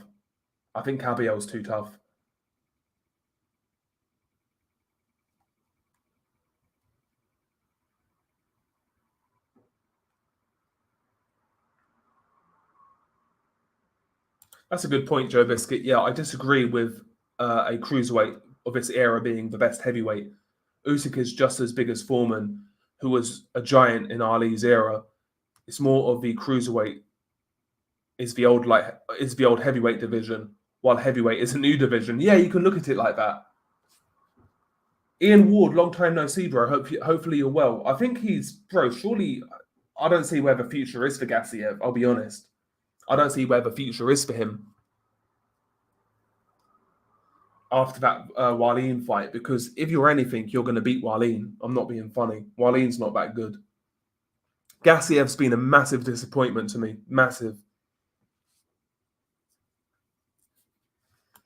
Yeah, welterweight and middleweight are dead. Yeah, 100%. Yeah, exactly. Barrios is going to be a champion too. Yep. 147's never been good since the 70s. Damn, that's a hot take. It's only because Americans can't win past 154, which is why it's hyped up. It's kind of true. Like past 154, Americans ain't really got shit, have they? Who have they got past 154? Is there any champions? Jamal Charlo got stripped. Who's the champions at 160? Yanabek's unified. Adames is WBC. Who's for WBA? Lara. 68 is Canelo. Yeah, they ain't got no champions above 54. It's kind of crazy.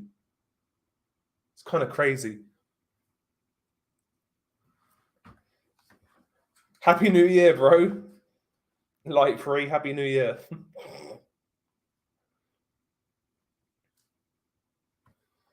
Yeah, this era of boxing is so top heavy. Huge drop off from the top guys. Not much depth. I was thinking about this post fight, post Usyk Fury. You look at Usyk, you look at Inoue, and you look at Crawford. The rest are so far below. So far below, it's crazy.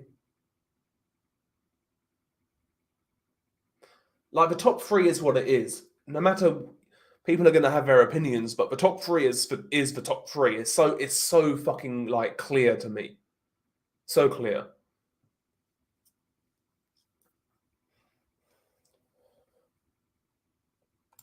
Yeah, bro, Kovalev looked washed. He looked so washed.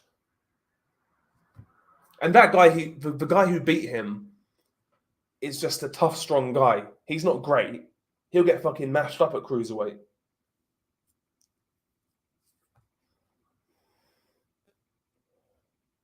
if Fury retires, well, when Fury retires, he's getting in the Hall of Fame. Yeah, he's getting in the Hall of Fame. Yeah, he was unfortunate. I don't want to say he got jobbed, but he was unfortunate. You're right. He never made adjustments, but like I put that in one of those categories where it was so like unique and it was such a bad cut. It was so much blood. But again, when Tim Tszyu said, "I want all the smoke," usually when somebody says that, you think, "Yeah, whatever, mate. All fighters say that." Going straight into a Virgil Ortiz fight. Got to respect it. Got to respect it. I've got a lot of time for Tim Tszyu. I've got a lot of time for him. Tim Tszyu's the Poundland. Tim Westwood. Yeah, bro. Dorticos versus Kudryashov. Yep, another one at cruiserweight. Yeah, Lebedev was tough as shit. Tough cruiserweight, man. I'm so far behind in this chat. Yeah, Gadzi Magomedov is still fucking about in the amateurs. Yeah, he's another one. I don't like this. That's another thing in this era I don't like. This never used to be a thing where guys would have a few pro fights and then fuck off to the amateurs. I can't fucking stand it. Can't stand it. Oh, is it Felix Savon? Okay. Felix was the nonce. Okay. Felix Savon is a nonce, apparently. Fucking hell. Pickford or Nick Pope? I'll go Pickford, bro. To be honest, I'll go Pickford. Just because he's proven, like for England. I don't rate Pickford that highly as such, but like he's done well for England.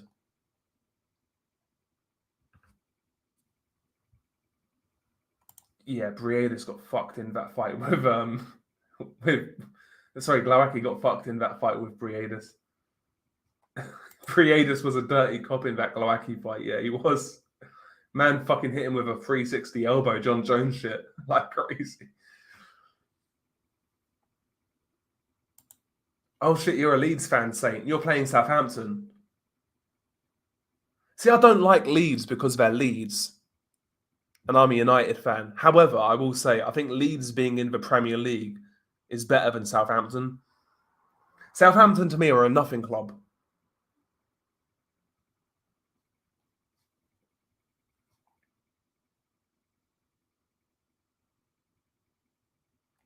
Yeah, I mean, he's a massive star in Ukraine, you'd imagine, right? I'm not from Ukraine, but...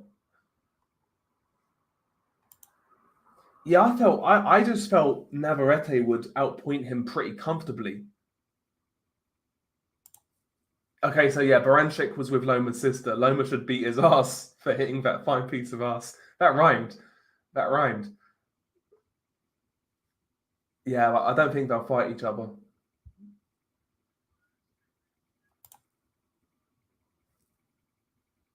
Yeah, people have been rooting against Lomachenko ever since he turned pro just because he wanted to make history.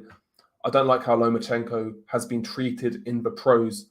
The guy may be the most talented guy I've studied. Yeah, he certainly is one of the most unique fighters I've seen, Lomachenko. He does, Colin, but I just never felt Baranchik had the quality to necessarily expose that, to be honest.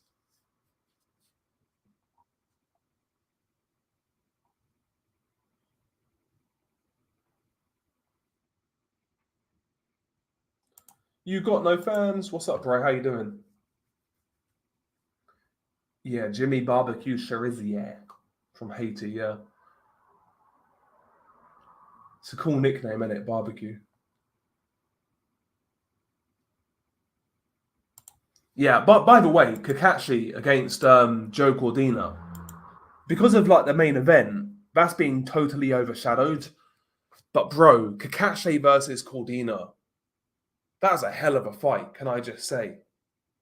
That was a hell of a fight. Kakashi went in there like he literally went in there like this is my only shot, my first and my last shot at a world title. I'm gonna go in there, leave no stones unturned, and he beat the absolute fuck out of fucking Cordina. That's what I'm saying about these Saudi fights. Like these Saudi fights like feel a lot more real. Like there's no fuckery going on.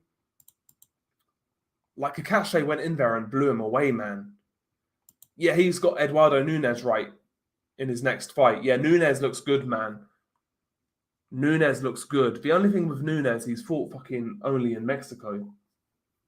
And he's not exactly fought a high level of comp. But, you know, with these Mexican fighters, that's not necessarily always a bad thing. Sometimes these guys come out of nowhere and do a job. So, yeah, we'll see, man. We'll see. But that Nunes guy's a fucking puncher. That's going to be a fight, by the way. Kakashi versus Nunes. That's going to be a fight.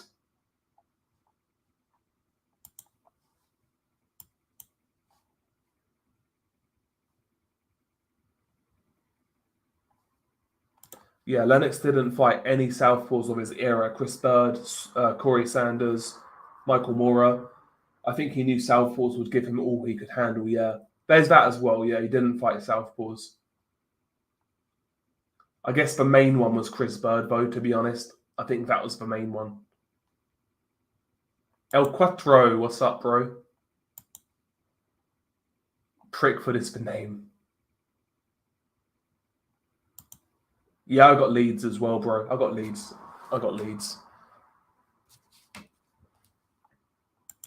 Even my team, like my local team, Luton, they were fucking bad. I don't know, Luton though. Luton had like no fucking signings or no money and shit, so they did okay considering. Like Luton were never supposed to get promoted, but they did, so fair play. Yeah, there's definitely that. He's not been active, Pigeon. So Berenshik fought in like some. I swear Berenshik fought in bare knuckle. In between his pro career, he fought in bare knuckle. I'm sure he did. I think Berenshik fought McGregor's old sparring partner, whatever his fucking name is, that fucking Russian guy. Artem Lobov. Yeah, he fought Lobov in bare knuckle.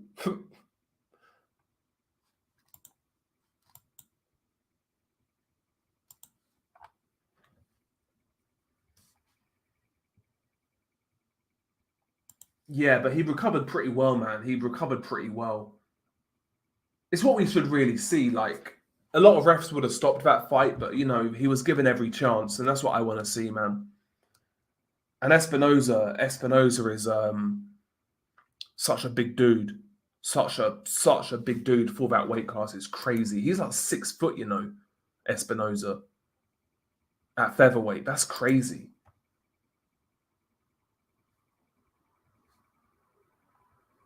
Yeah, Leeds and United fans will be in London at the same time. FA Cup final, Saturday player final. Yeah. Police already put out warnings. I can imagine, man. That's the thing with Luton, man. The defence wasn't there. Like they did as well as they could, though. Really, they did as well as they could. Like they were supposed to be like going into that season or going into this season. Like people were saying Luton was like they were going to be the worst Premier League team of all time and blah blah blah. They did okay considering.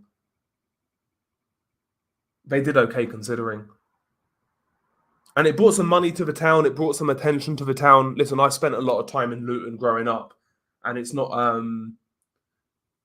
exactly a nice place, you know.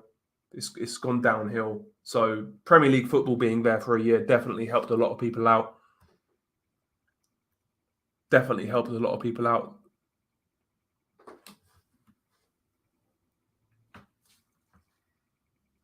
John Ferry is a cunt. And so is Tyson Ferry and all the Ferries frauds.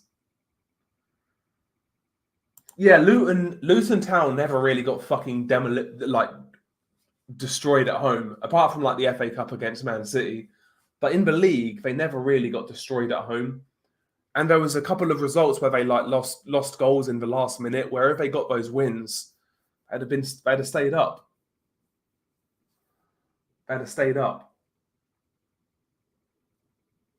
Oh, is Red Catch fighting Junkambayev? Yeah, he's getting whooped, bro. He's getting whooped. I never even knew Red Catch was still about. Ivan Redkach, Jesus Christ. He's 38 years old now, Ivan Redkach.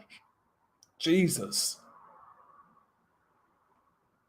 He's 38. I don't know why I expected him to be younger. I remember, though, again, I'm an old man. I remember when Redkach was on the come up. And a lot of people were hyping this guy up. Like prior to his loss. He got knocked out by somebody. I forget who it was. That fucking guy from like Serbia or Montenegro. What's his name? The guy who beat Ricky Burns. I forgot his name. I know who he is, but I forgot his name. But before then, people were hyping this guy up. I remember back in the day. Yeah, no man alive can beat Tyson Fury. Yeah, aged great, aged amazingly well. Nah, not as such, bro. Not as such. He's not fought a lot, though. To be fair, Jordan Reynolds doesn't feel like he's been that active. Yeah, so like he's having his first fight this year in July. He's known around the town, him and Linus Adofia, but yeah, that's the guy. That's the guy, Duck. Yeah, Zlata Keach. I forget how you say his name. Is it Zlata Ganin? But yeah, that's the guy I'm talking about. Yeah, bro, Sheffield United. I never want to see them again. I never want to see Sheffield United again. Awful team. Same as Burnley, though. To be honest, same as Burnley.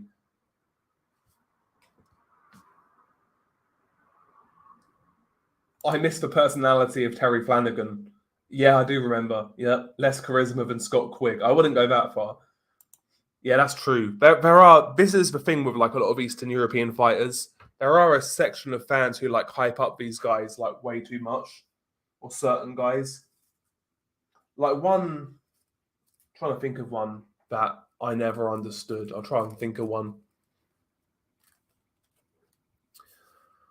So I guess like Junkambayev maybe one, where I saw him as a good fighter, but like I never saw like there's so many people who were convinced this guy would go on to like dominate 140. Same with Ergashev as well. He was another one. Where they're good fighters, but like maybe they could snag a belt, but nothing more than that. Broner's fighting Blair Cobbs next. Blair, don't get it twisted. Blair Cobbs is nothing special, but he looks like he trains. Whereas Broner is so lazy, like he's in obscurity. I wouldn't be surprised if he's outworked. I'm taking Cobbs to beat Broner.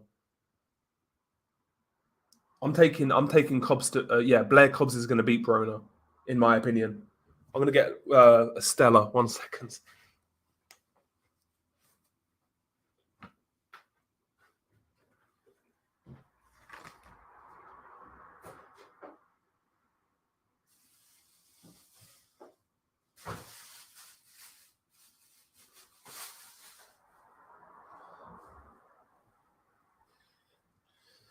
Smoking that Fury pack and drinking that Fury toast.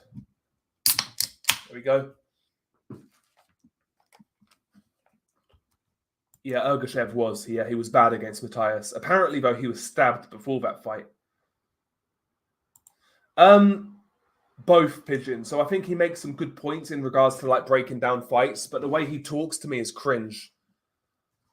Like he talks like he's on it, like he's a roadman, but bro, come on, man. The guy's 5'2". Like, come on, man. But he makes good points sometimes. Yeah, I think guilty of it too. It's because they come through as prominent amateurs, unlike the Americans nowadays. That's a good point as well. Yeah, that's a good point. But there's been guys I've done that to as well, like guys turning over from the amateurs from Eastern Europe who I thought would do well.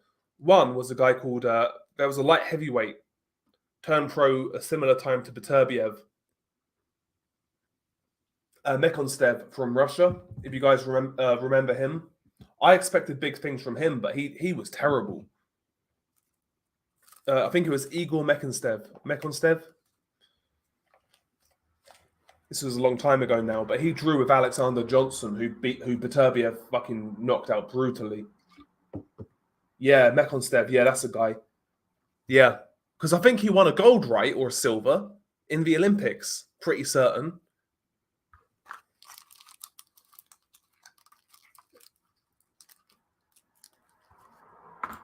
The last guy to beat Usyk back in 09. Yeah, so he had great credentials. It wasn't like I was pulling the guy out of thin air and saying this guy's the next thing. But yeah, he never really did much in the pro ranks. Gold medalist, yeah, 100%, yeah. I knew it. I thought he was. Nah, bro. Like now and again, I'll go down the gym, but nowhere near as much as I did. I haven't trained properly in years. I'll be honest.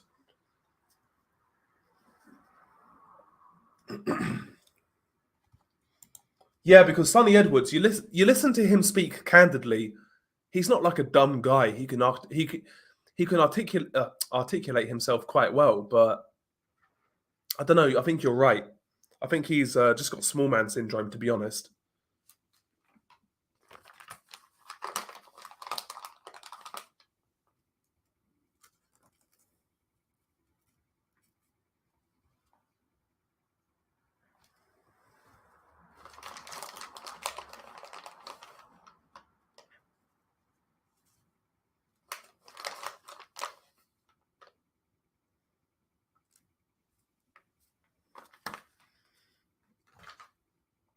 Is Andy Cruz actually making weight? His last fight, he looked like he had 50 pounds on the guy. On the guy, yeah, he's a lanky guy, isn't he, Andy Cruz, for a lightweight?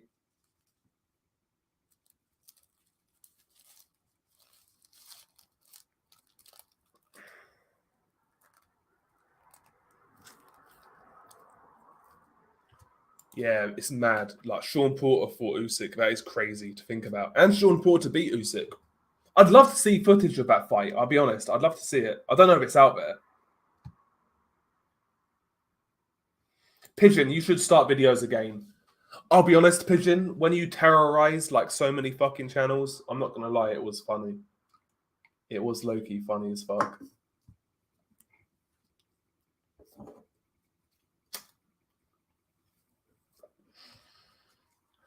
Yo, Korobov is another one. Yeah, man. When he was I rated he could fucking box though. He could actually box Korobov, but injuries, inactivity, just he never really got it going, man. He never really got it going. But he could really box. Chelsea, I think, will be good next season. They need a couple of signings, I think, Chelsea. So replace Thiago Silva with experience. Maybe get another striker to help out Jackson. But like the young players are going to get better. They're going to keep training. They're going to keep developing. If Chelsea make 2 or 3 like experience signings, I think Chelsea will get top 4 next season. I think they turned the corner towards the end of this season. Add a few more experienced players. I think next season they'll be a top 4 team again. As for United, I think we're a long way from Starbucks. I think we have to do so much.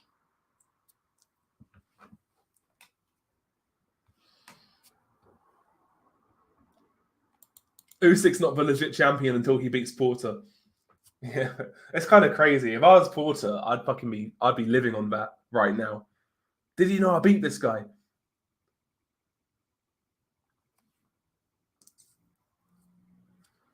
No, I don't think Navarrete got robbed.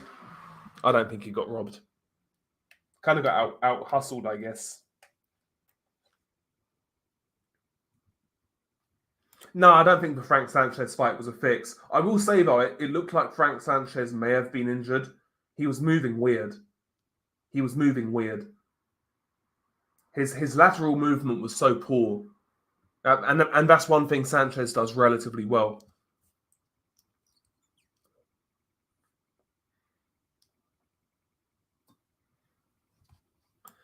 Yeah, I've lost trust in Ten Hag. Apology. I think he needs to go personally. because we have this new kind of ownership situation, I would get rid of Ten Hag and start completely again, personally. Even if he wins the cup, I'd get rid of him. Andy Cruz, but I think Andy Cruz beats him, Wade. I think Andy Cruz beats him. Berencic is going to be, he's going to be sought after. Like, so many people are going to want to fight him. He's not a bad fighter, but he's not like a strong world champion.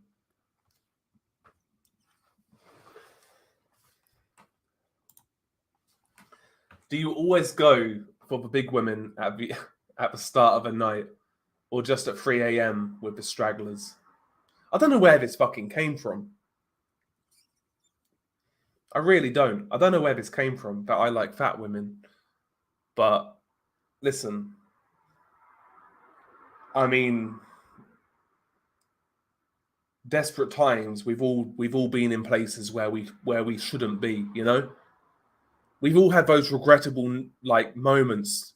You feel like, oh, it's okay once you're doing it, but like once the deed is done and reality sinks in, you think to yourself, bro, you ain't shit. What are you doing, man?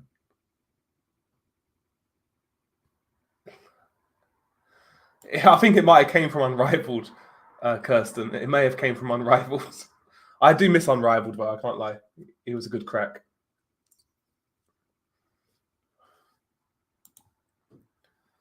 That's a great idea. Yeah, Eddie should try and get Baranchik for Andy. I agree. Yeah, I would try to.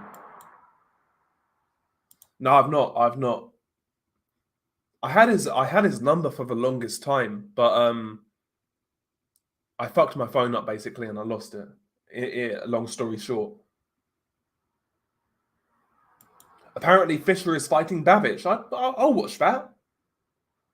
I'll watch that fight. That's a good fight. I'd still take Fisher. Too big. Not that Fisher's great, but I'll take Fisher. Dale loves a fat woman because she can cook for him. I can cook relatively okay. I had meatballs today, you know. Like beef meatballs. Kind of like a spicy tomato kind of sauce. It was good, man. It was it was decent. It was decent, man.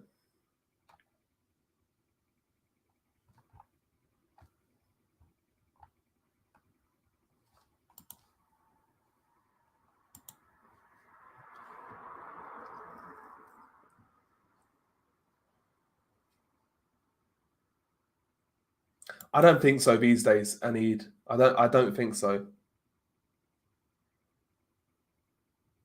Mark and Saint got beef. Yeah, man. I haven't been involved in like the Discord shit for so long. I still have my Discord, but like I don't really use it all that much. I should really be active in the Discords, but I'm not. I do can't sometimes take a little browse, but I do sometimes take a little browse.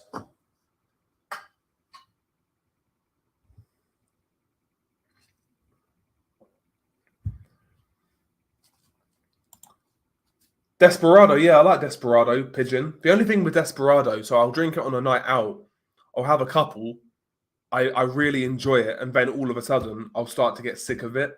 It's one of those drinks where I'll drink it for a little while, but I won't like stay on it long.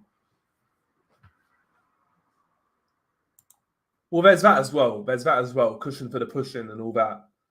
But like, there's a difference though, right, between fat and thick. You know what I mean? There's a difference. I like thick, but I don't like fat.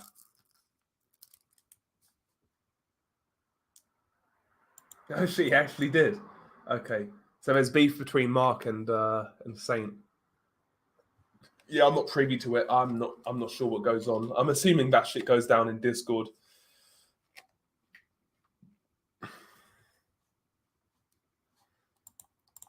You Discord people, man.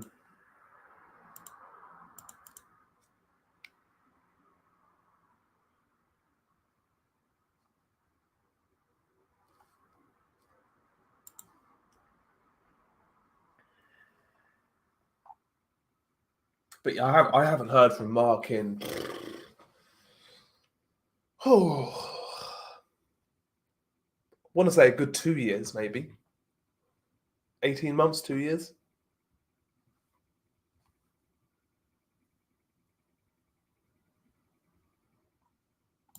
I can't get with big women. I'm a skinny fella.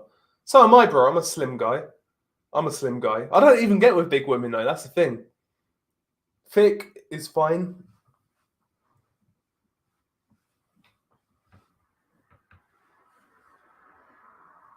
It probably is, bro. Book of Revelation doesn't go wrong. Probably is, man. Discord is Discord's okay, man, but I don't know. It depends what servers you're in. That app is proof we're living in the end times. I'm going to Google this. Discord.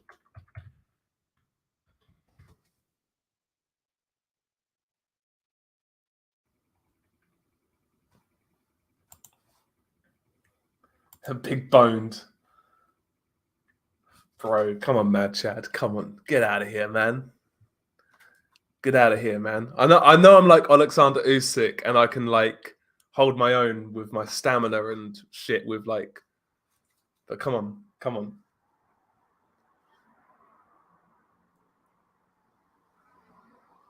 I haven't touched crypto in so fucking long. I haven't touched crypto in for fucking ever. Biggest mistake I made, bro, like, was Cardano. So there's a coin called Cardano, and I was in it for a bit. I made money on it, but I forget when it was, but it was when Cardano went to like over $1, and I put money in it when it was like 13 cents per coin. I didn't put that much in it, but I made a couple of grand. And I was going to put like 10 grand of my savings, which at the time was like fucking, I don't know, I may have had like 30 grand at the time. I was going to put 10 grand of my savings into Cardano, and it would have returned like 100k. So I was kind of kicking myself, and I didn't fucking touch crypto after that. I was fucking furious. Should have just had some balls and went for it. And I'd have been 100 grand better off right now. But fucking... Yeah, bro. I've watched it so many times, Max. I've watched it so many times. It's crazy.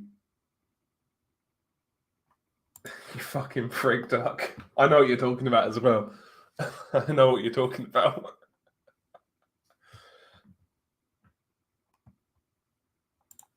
Yeah, Mad Chad's loving it. Mad Chad's probably a bigger Usyk fan than I am.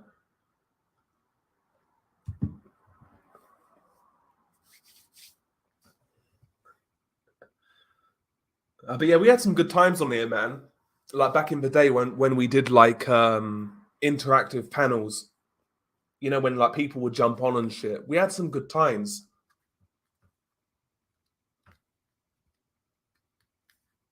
But it just doesn't feel the same now. I don't know what it is. It doesn't feel the same now. It doesn't quite feel the same. It's weird.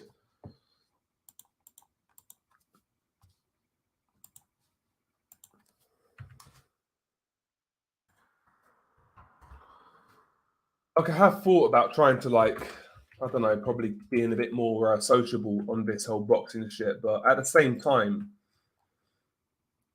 a lot of these people I just can't fucking stand.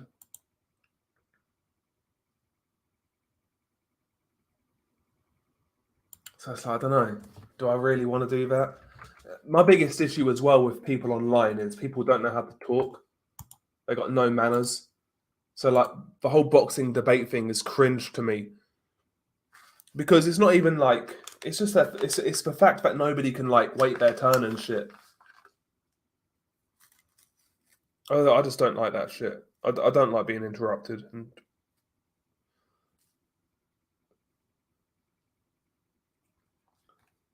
yeah, that's facts. Yeah, the YTBC fell off hard, bro. Fell off hard. It did. Absolutely, it did. Took a drop off. 100% Mo. Like, you don't really get the panels like you used to. And I'm guilty of it as well because I don't do them. But you don't get the panels like you used to. Like, there'd be crazy fucking conversations. People would fallout and shit, but it was fun. Do you know what I mean? Like people, but there you go.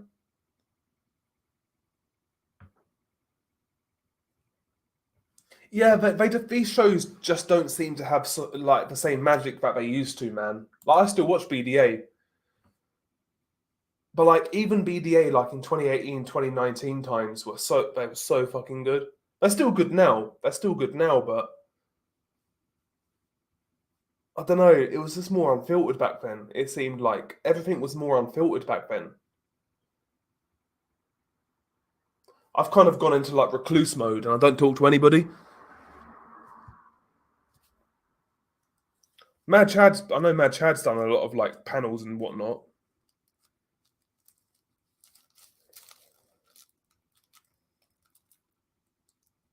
So I've been on a couple of Mad Chad panels now and again. Hang on, is Johnny locked up?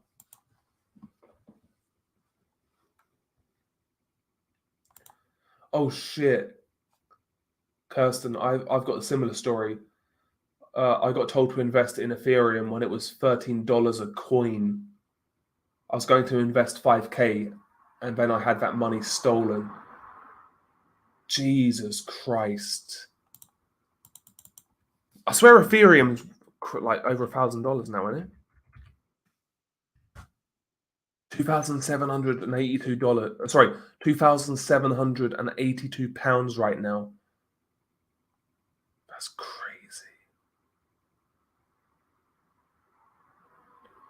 You know that shit's gone up like $200 in an hour just now. That fucking Ethereum. Apparently. Jesus Christ. Thing is, though, I need to stop looking at crypto because I feel like I'm gonna get suckered in and I'm gonna lose money.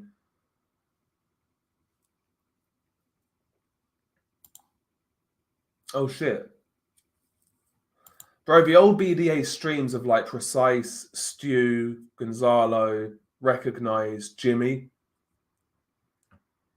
Gypsy as well. They're the streams, man. And you, bro, apology. You was on that. You're still in the intro, man. They're the streams, bro. They're the streams, man. They're the ones.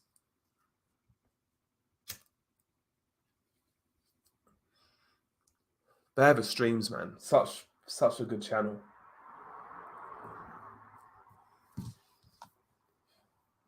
Bro, man's doing prediction videos from behind bars, you know, Jesus.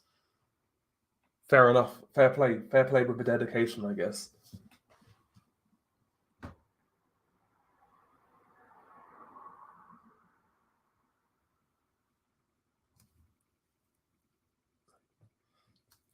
Yeah, so I started listening to BDA in...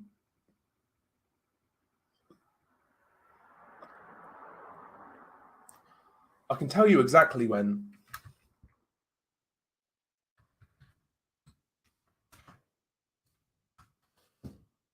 When was it?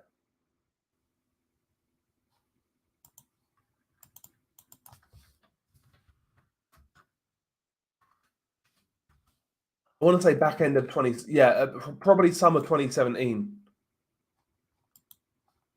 Probably summer 2017.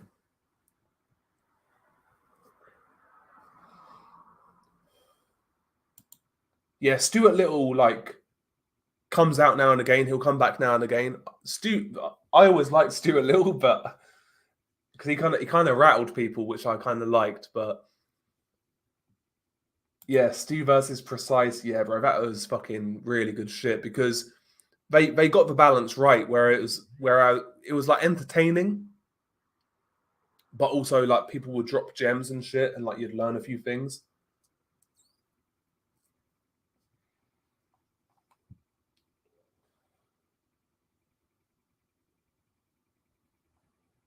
No, I ain't gonna be on for that for that much longer.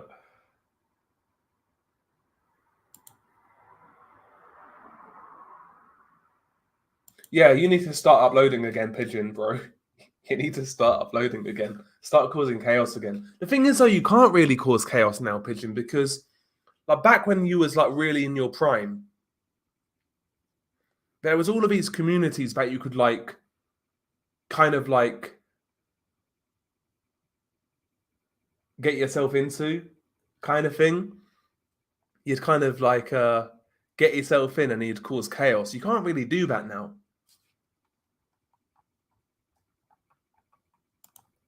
Yeah, yeah, I agree, Matt. I think that's a big problem now with like a lot of boxing channels on YouTube.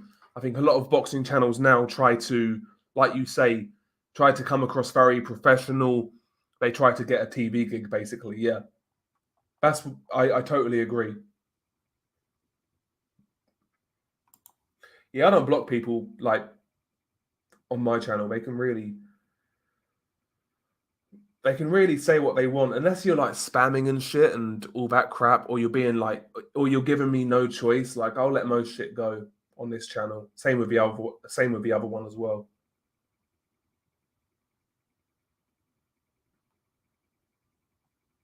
But yeah, Duck was a good troll as well back in the day. You got under people's skin as well. Didn't you call in sometimes as well, Duck? Or am I like dreaming that? I swear you called in sometimes on BDA. I might be wrong.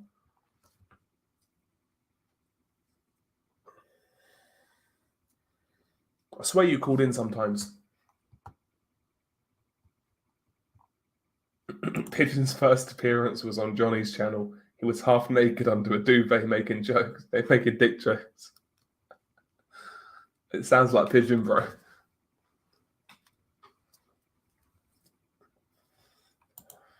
Yeah, Pigeon's always changed his channels, man. Why do you change your channels, Pigeon, all the time? Do you get banned or something? Do YouTube ban you?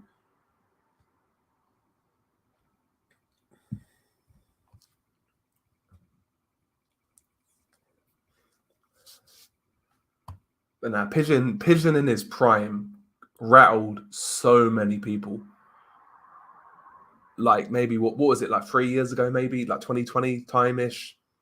Pigeon rattled so many people. 2020, 2021.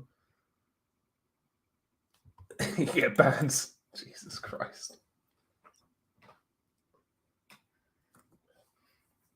Do you guys remember like the NXBC? I always found those guys. I'm not gonna lie, those guys were low-key entertaining as fuck. The MXBC guys.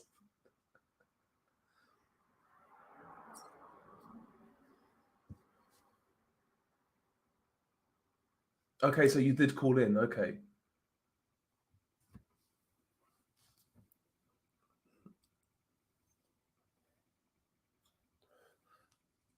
They actually wanted you to be an LDBC nutjob. Okay. Jesus. Yeah, Pigeon's known. Pigeon is known. His name is known far and wide.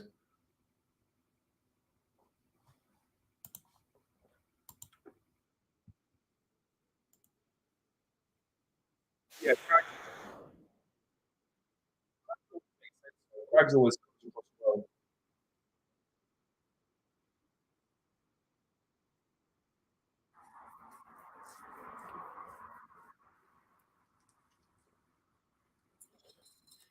I feel like Quags is the type of person. He's got like a podcast voice.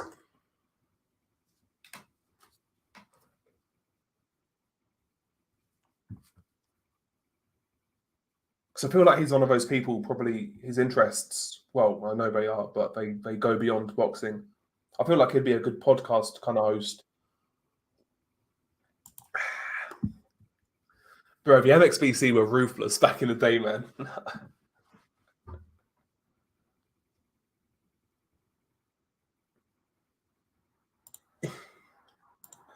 Yeah, I think they grew up, right? I think that's why the MXBC like died a death.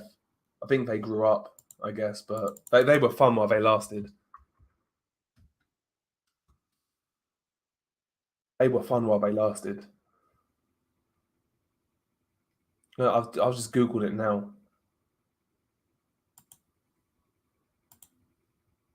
Yeah, they're not really about now.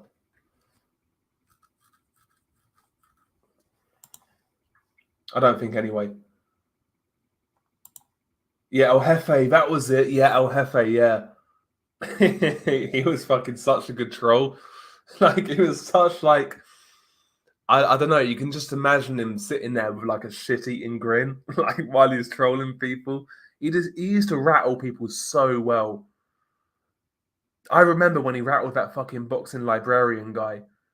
Like he had a debate with him, I think, and like boxing librarian was super serious about it, and this guy was just trolling him, bro.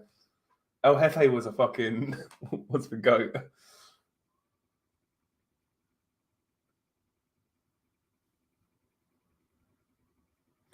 Pigeon is up there. El Jefe is up there as well, though. I have to be honest. El Jefe's up there.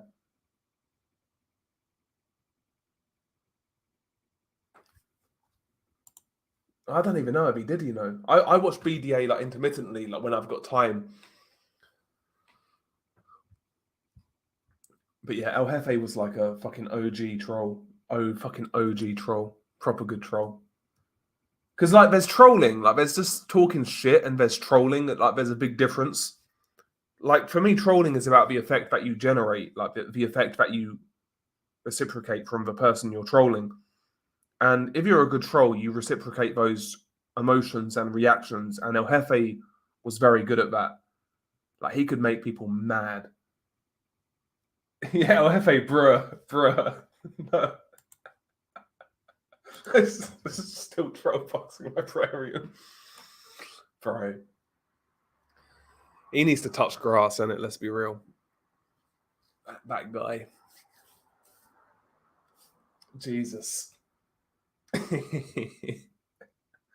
Bro, they were good days back in the day. You don't really realize it, though, at the time. They were good days, man. I'm not going to lie. They were, honestly, some of the most fun I've had on YouTube. Like, honestly, probably the most fun I've had on YouTube were those days. Just fucking funny.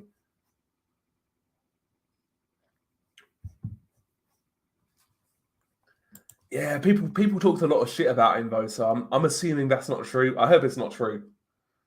It's Duck.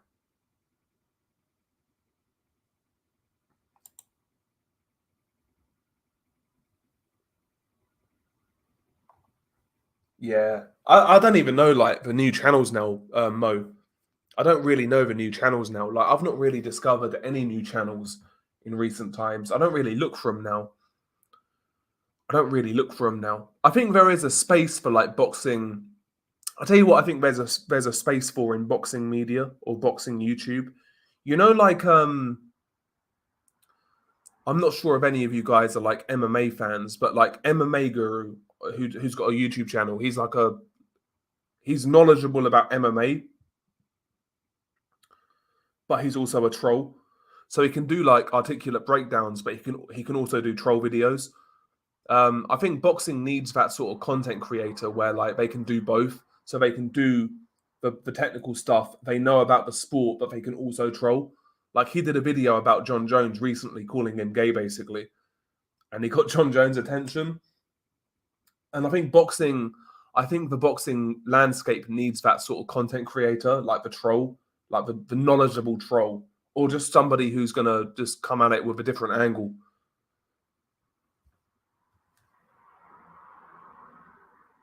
Yeah, I mean Duran at 40 is ridiculous, man. Yeah, MMA Guru. Yeah, I like his. He's got a good channel as well. MMA. The John Jones video was hilarious.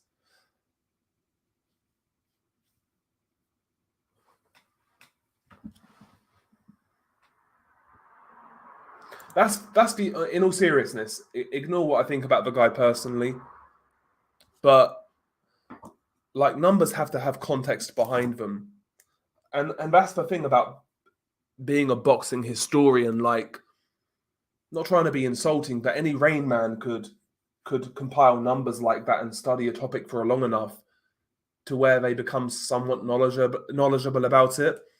But can you tell me the circumstances behind such and such a fight? What was the narrative going in? What was both guys' training camps like? What happened in the fight round by round? Was it a robbery? Was there controversy? Did a certain guy struggle to make weight? There's so much context that's missing from the whole numbers thing. Yeah, Matt, I'm sure you've got the skills to do it. The only issue you're going to have, man, is copyright. It's copyright, bro. That's the issue. And again, it goes to show how far boxing is behind, because these kind of hype videos, like Boxing Legends back in the day, he used to make loads of like quasi-casual documentary videos, but they were well produced and they got a lot of traction, a lot of numbers. But he was copyright strike to oblivion. But ultimately, what he was doing was giving free promotion, but they still striked him.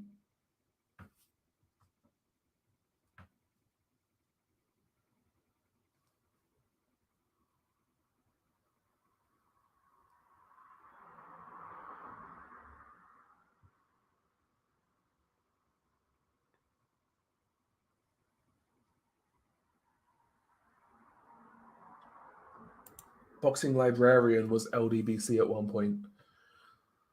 Imagine hating yourself that much. Jesus.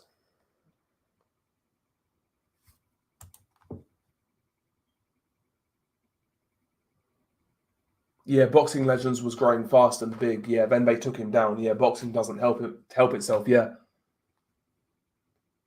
100%, because he made some really hype sort of documentaries. They were kind of casual, like they were really good to appeal to the casual fan. Like he would have like crazy titles like Josh Kelly, like the next Roy Jones or whatever it may be, something like that. But he would get people interested. He would get people interested. You can say what you want about his titles, you can say what you want about this, that, and the third, but his shit got people interested. That's the best way to be, Mo. Yeah, 100%. Don't take it too seriously.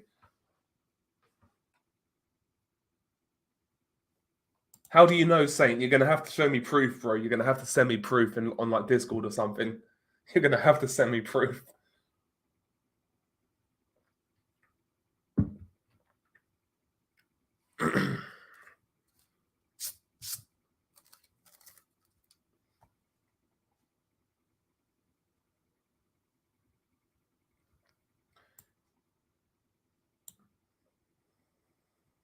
Yeah, 100%, Duck. Yeah, outside the big fights, boxing is basically a niche sport. Yeah. I was thinking about that, possibly do a face-to-face sit-down interviews with people related to the subject and see whether you can flesh out a narrative and story arc without footage. Yeah, I just think you'd always need footage if you're going to do a documentary type of thing. I think you'd always need footage, but it's just getting it and not getting copyright struck.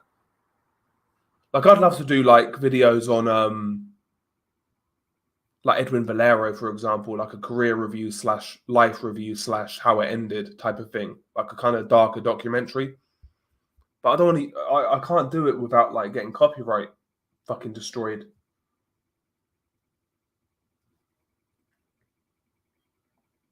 I'm not sure about the fight. I'm not sure about it. Anid, I'm not sure. I'm really not sure. It depends what Taylor shows up, man. But I mean, he's not looked good for a while. I wouldn't be surprised if Taylor's completely washed. Yeah, so I've sparred a lot, bro. I haven't had any amateur fights, but I've sparred a lot. In regards to first fight that sticks in your mind, I guess it was Tyson Lewis. So I was 8, 7 or 8 when it happened, and I vividly remember Tyson Lewis happening, and like the build up to it, and I remember like seeing on the news when Mike Tyson bit Lewis, etc. Lewis Tyson was like the first build up, like the first mega fight I remember, well, it was the first mega fight that I got interested in, and I was like 7 or 8. But I'd say I mainly got into boxing about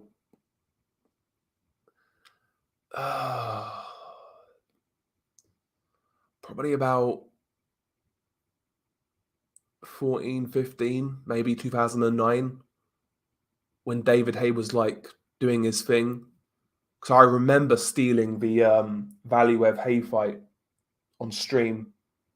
Because there were streams back then, believe it or not. There were live streams back then. But I remember streaming the Value Hay fight. I'd say I become a hardcore boxing fan in about like '09, maybe 2010, something like that. H Money, yeah, H Money was funny as well though. I thought H Money was funny. Is he still around, H Money? It's H Money. H Money was okay. He was funny. Have a look at H Money. Is he still about? H Money's still about. Bro, H Money's got 163,000 subs. That can't be right. Surely that's. I'm not being funny, but surely that's paid for subs. He hasn't got a tick on his channel. Listen, if that's legit, fair play. Oh, he's not the same as he was. Okay, because he was super hype back in the day. H Money.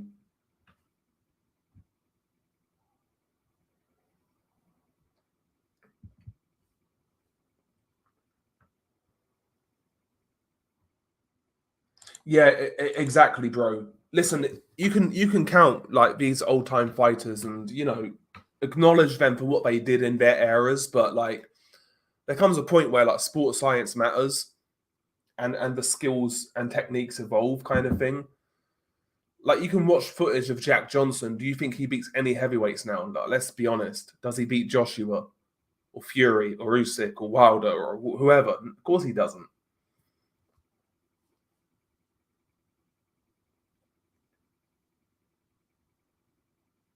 Okay, so he did a lot of short videos. Okay. Oh, fair play, man. If he got his shit legit, fair play.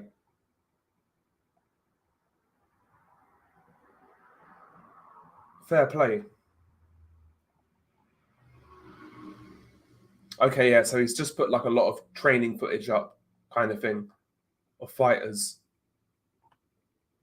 Fair play though, he's still got to do it. The only thing is, it doesn't really translate into like regular video views or stream views, I guess. But fair play though.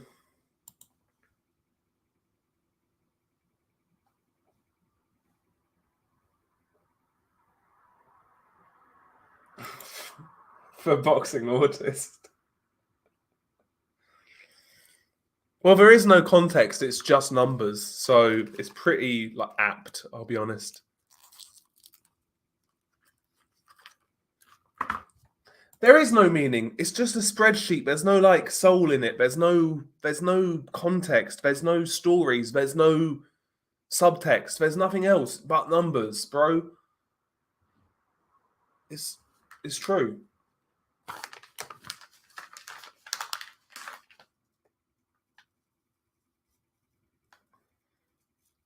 I've actually tried to be a bit more fucking active on YouTube recently with boxing. It's just because it's like been a big fight week and shit. I've tried to be in a bit more active. See if I can get back in the mood for it. I go through phases with boxing now, though. That's a problem. Sometimes I'm interested, sometimes I'm not, kind of thing.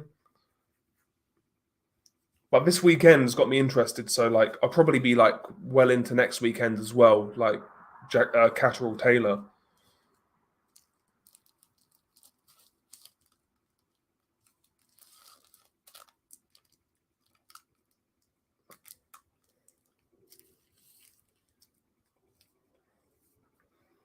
Listen, boxing librarian, there's a place for what he does, but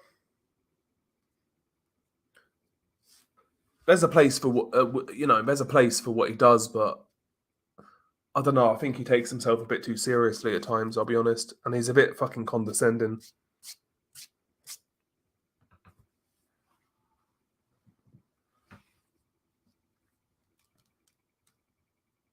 He's a bit condescending for my liking, but it's not that deep. It's not that deep.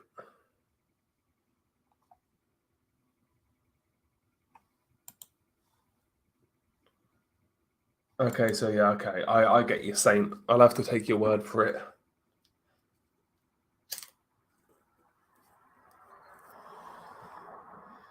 But anyway, guys, I'm going to wrap it up here. We've been going for nearly 3 hours, so I think that's good.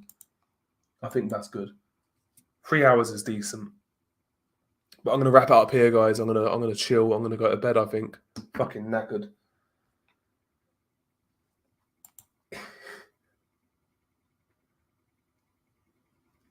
Bro, pigeon. Right, I'm going to wrap it up here. Hopefully, you guys have a great week. Enjoy the rest of it, and hopefully, you guys enjoy the fight this weekend as well. Catterall versus Taylor. I'm not sure where I'm going yet with that one. I'm not sure. But yeah, have a good week, guys. Enjoy yourselves. I'm going to wrap it up here. Peace out. Have a good one.